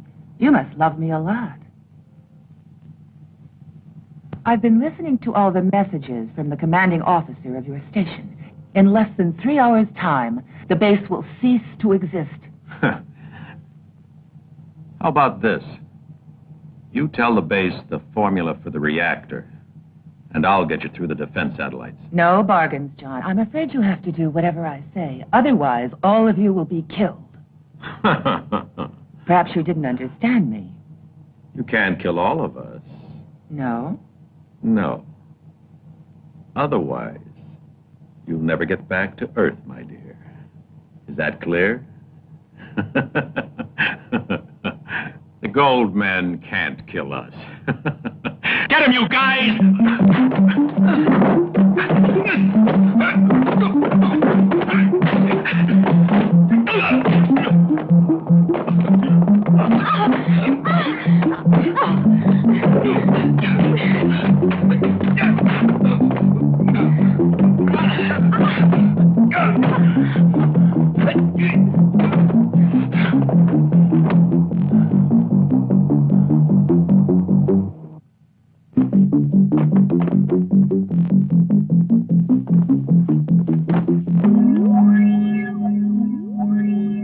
Before the contact interruption, the spaceship was exactly here in the vicinity of Denil.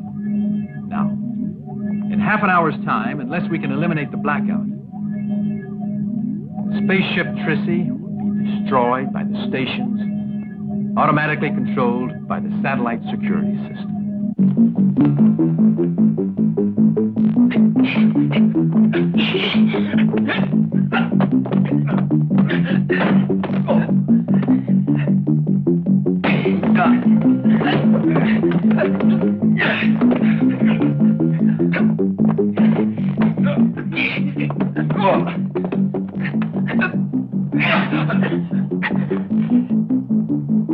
Tell them to stop or I'll shoot you. Security satellite coming within range. Insert code tape to neutralize defensive reaction. John, don't be stupid. I'll kill you all, one by one, until one of you inserts that tape. Stop fighting or I'll kill him.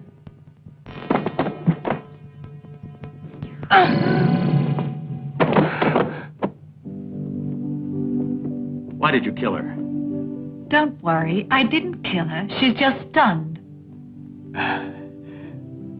Thank you, Julie. If it hadn't been for Cuba, Lois's plan might have worked. He really saved the day. I think we should take up a collection and build him a monument at the space station. Let's clear away the wreckage, boys. We have re-established contact with you. This is base calling. We've re-established radio contact with the Trissy, Commander. Captain Boyd is reporting. Boyd, what's been going on? What else has happened? I'm afraid it's bad news. Professor Carr has been killed. My God.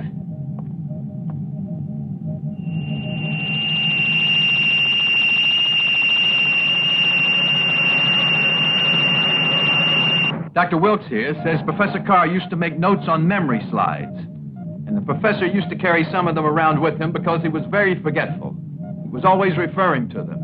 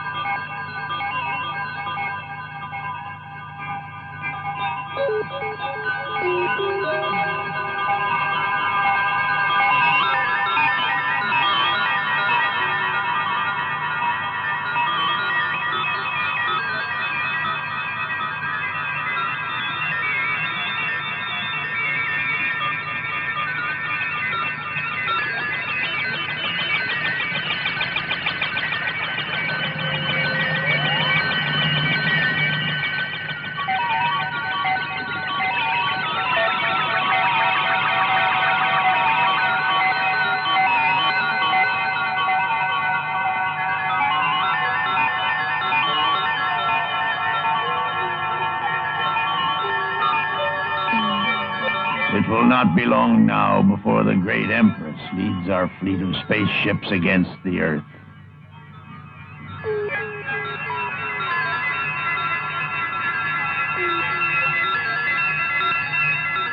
Contact.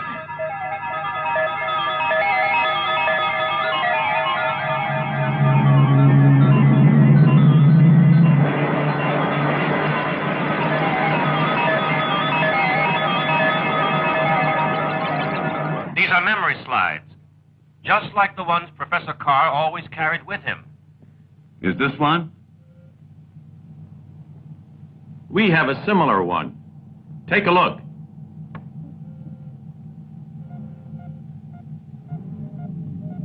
That's it. That's the one. There's the reactor code sign and the formula to stop it. Where did you get it? Well, Kuba? I found it in the professor's laboratory.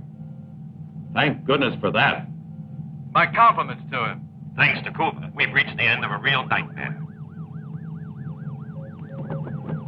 Alien ships have been sighted by reconnaissance. Kuba, come with me. We'll take out the fighters. Why leave the ship? We can defend ourselves here. Why not? There's not enough energy for our tail deflectors. Roger.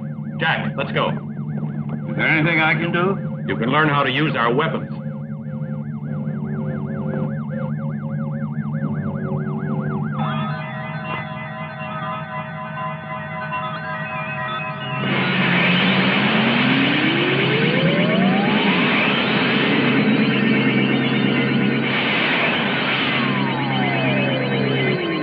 Fantastic.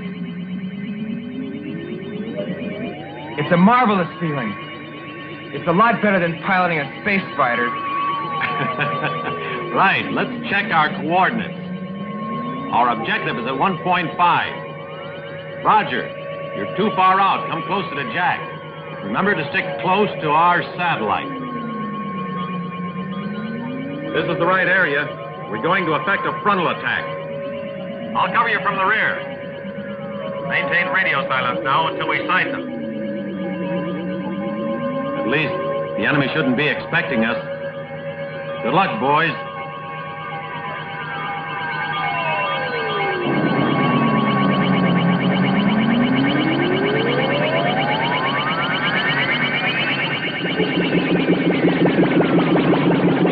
We're ready to attack them. General Gonad will take the majority of the enemy spaceships flying in his own formation. So then we can attack them on the weak side.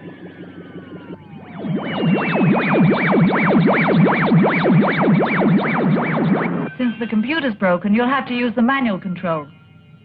It's no problem using them.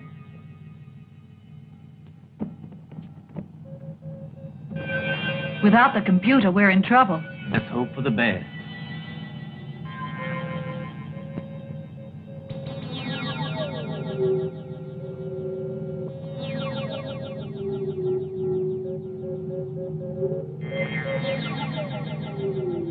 Look! They're attacking us!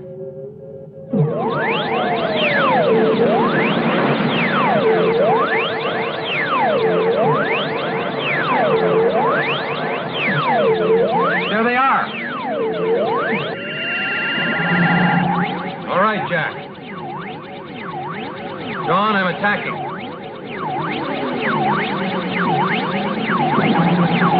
I'm covering you. Hit them.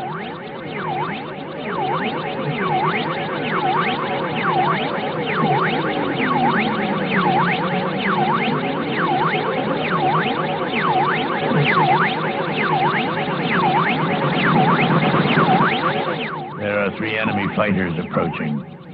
Call the squadron leaders. We must attack them and destroy them, one by one.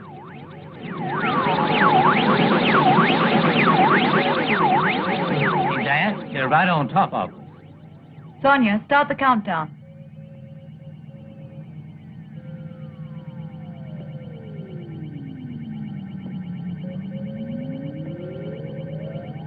Ten seconds to ideal range.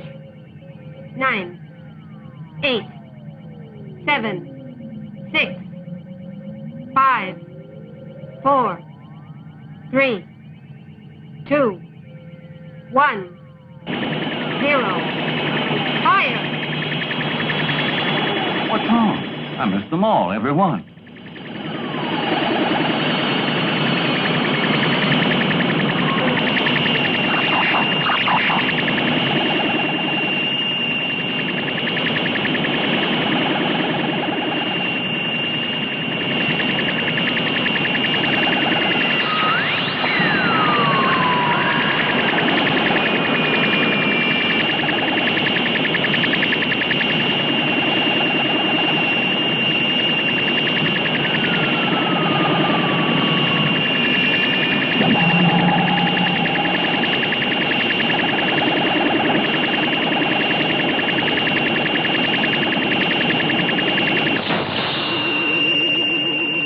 fire, you have to follow your computerized monitor.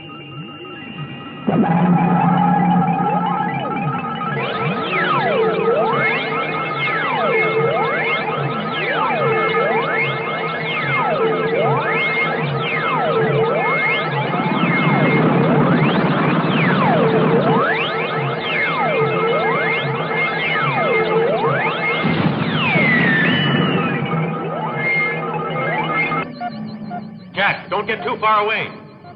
Jack, come back here. Damn it, I can't see him. Roger, can you see Jack? There's so much firing going on here, I can't see anything. He's disappeared. No, there he is. One of his stabilizers is knocked out. Another formation of aliens is in close pursuit. At 1.2. John, you gotta be careful. There are others coming. In a few minutes, they'll be on you. Check, we're ready. Stay in contact. Over and out.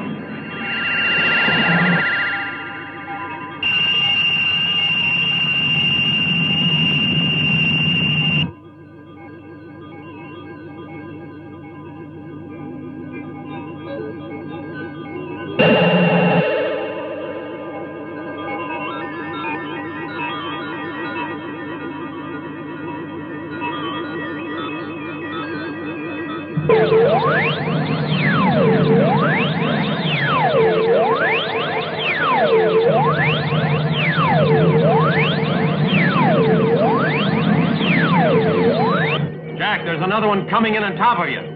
Be careful. I don't see anything. Where are they? I can't see them. There's one now, right overhead. Hold on. I'll be right there.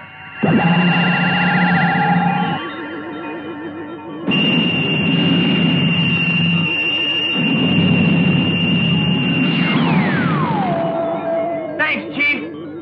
Now I'll get one of them. Here goes. Good luck.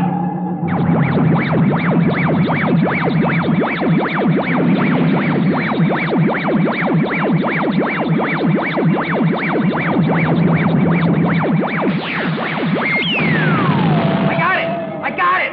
Not bad. That was great shooting, Jack. Hear this. Enemy formation at 12 o'clock.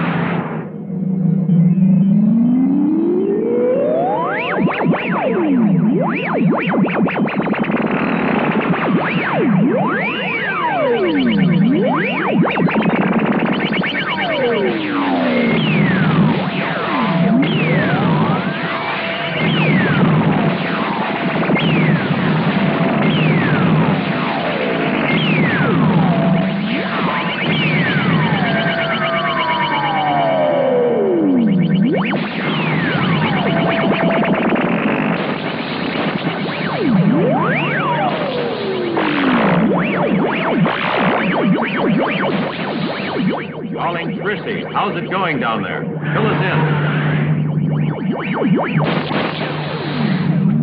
Okay, Captain. We've activated all the protective screening, but the computer is still only functioning partially. I'm fed up. I haven't hit one of them yet. It's better to try firing in front of the mobile object and correct the telemeter readings manually. Great idea. We'll try it.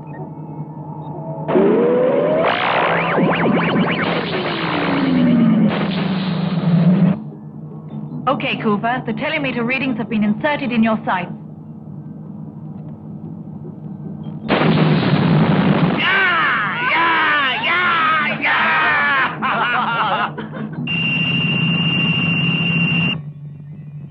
We have to eliminate those fighters of theirs, or we have lost all chance of success. They are so small and rapid that our energy projectiles have no hope of reaching their targets. The Empress to squadron leaders. Concentrate on the outer two fighters. Eliminate them immediately. Leave the other one, the last fighter, to me.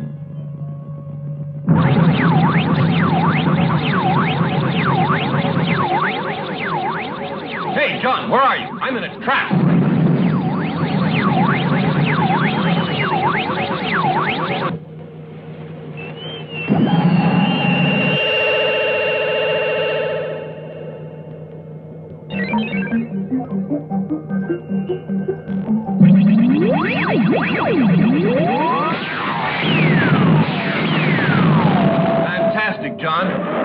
very much for helping me out again.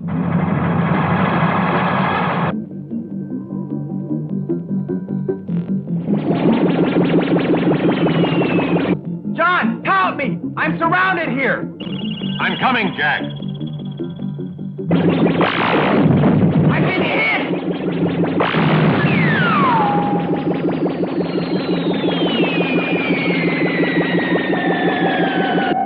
You're unprotected now, Roger. I'll cover you.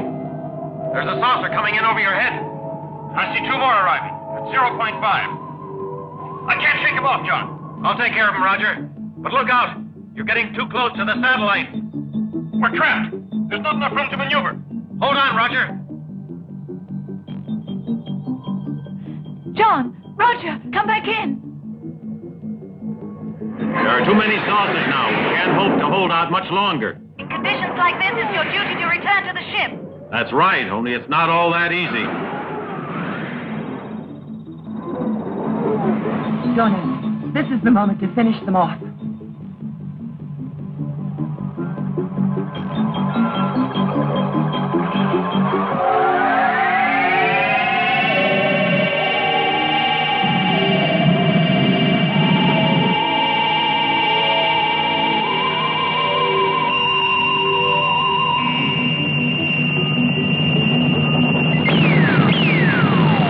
Commander, look.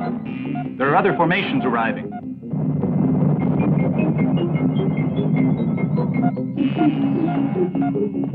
Some more saucers are arriving. Try to get away and get back as soon as you can. That's an order.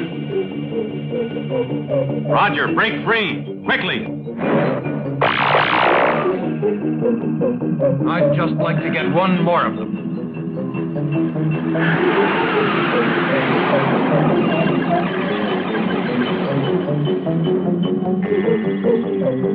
Don't get so far out. Stay near me so I can cover you. No, I don't want you to run any risks for my sake.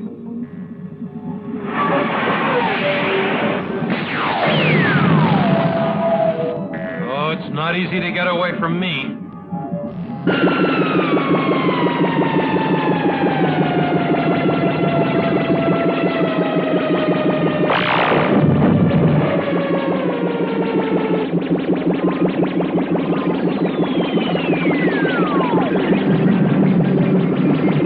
I can just about manage to hold this jalopy together. I want to get that guy. Roger, no. Don't go so far out. Try to get back to the spaceship. They might be able to help you.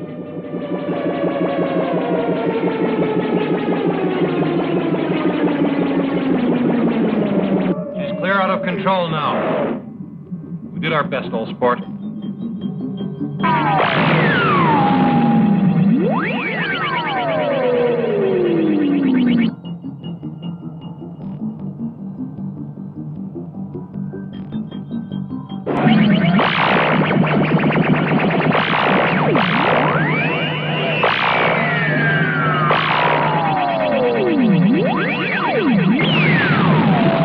Great, Cuba! You're becoming a whiz at it.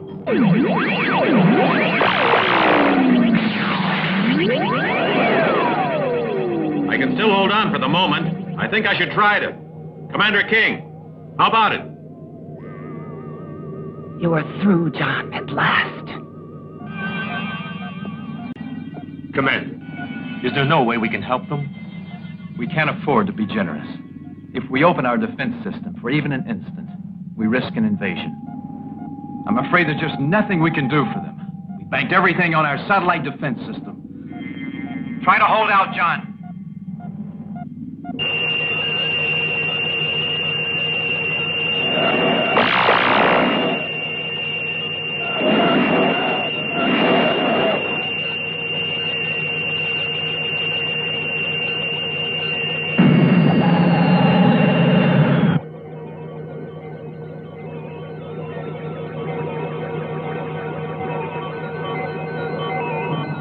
John can't shake off that fighter. He's had it.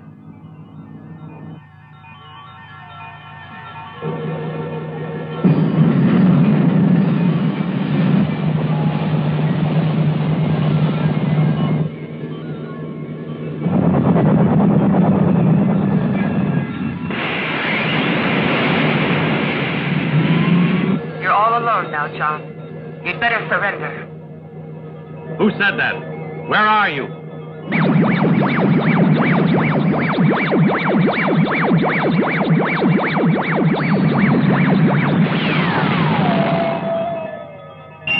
Are you satisfied, Chief? Was that how you told me to do it? Julie, how about that? You did a really great job there. Just let me have a chance at some action, John. Julie, sweetheart, I'm beginning to think I can't get along without you. It's about time. I was wondering how long it would take you to realize that. Attention. This is your Empress speaking. Leave the one that's just arrived to me. I'll deal with it. Rockets with multiple heads. That's what we ought to be using. We could destroy their whole fleet in minutes. I think it's our only hope. Wait, I have an idea. Yeah, what? Torpedoes. They contain hundreds of energy grenades that all explode simultaneously. Why haven't we been using them? They were intended for use in atmospheres. I'll have to modify the explosive system.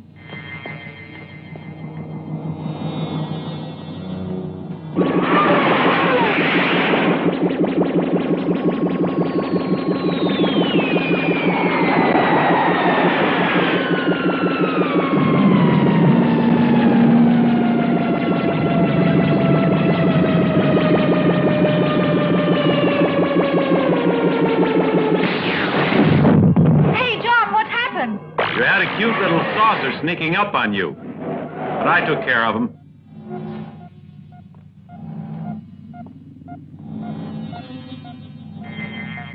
How long do you think they'll succeed in holding out? Not long. Yet those two are amazing.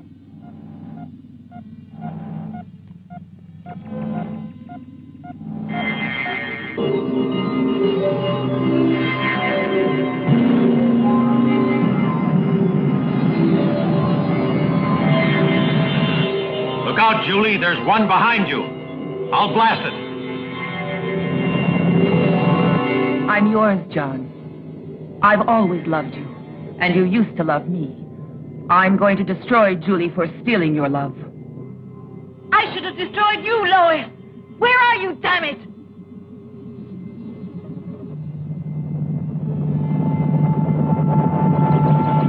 John, there isn't any choice. I have to kill Julie.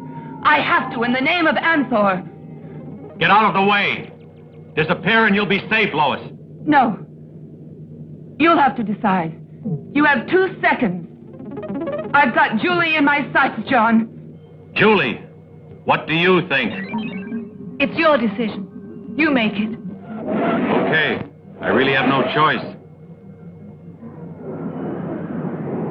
I'm sorry.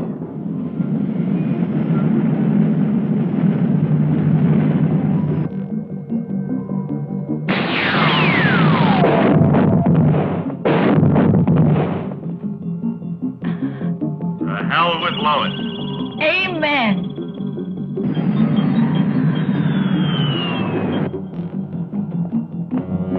The torpedoes are ready. It's up to you, Cuba. With this weapon, it'll be child's play and a real pleasure to destroy those monsters. -7, 6, 5, 4, 3, 2, 1, 0.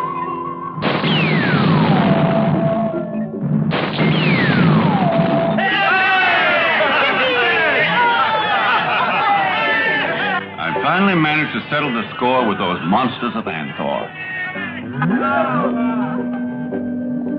Prepare to open a passage through the satellite defenses.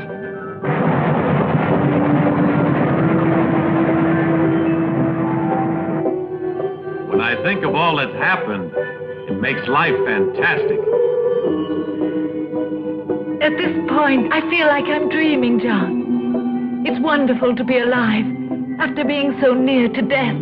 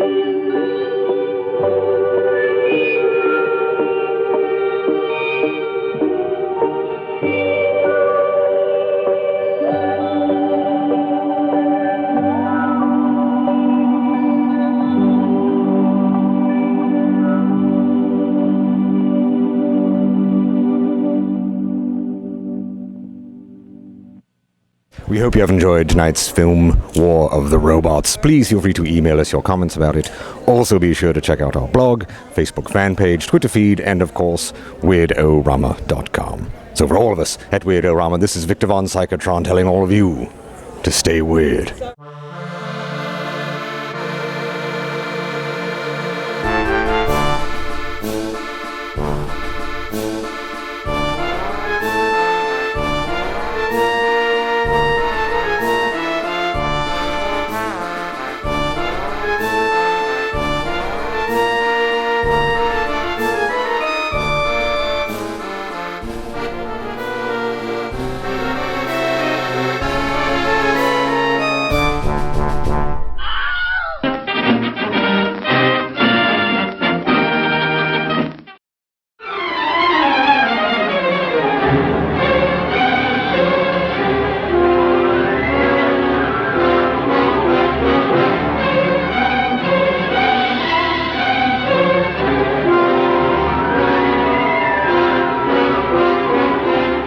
This could be the beginning of the end for the human race.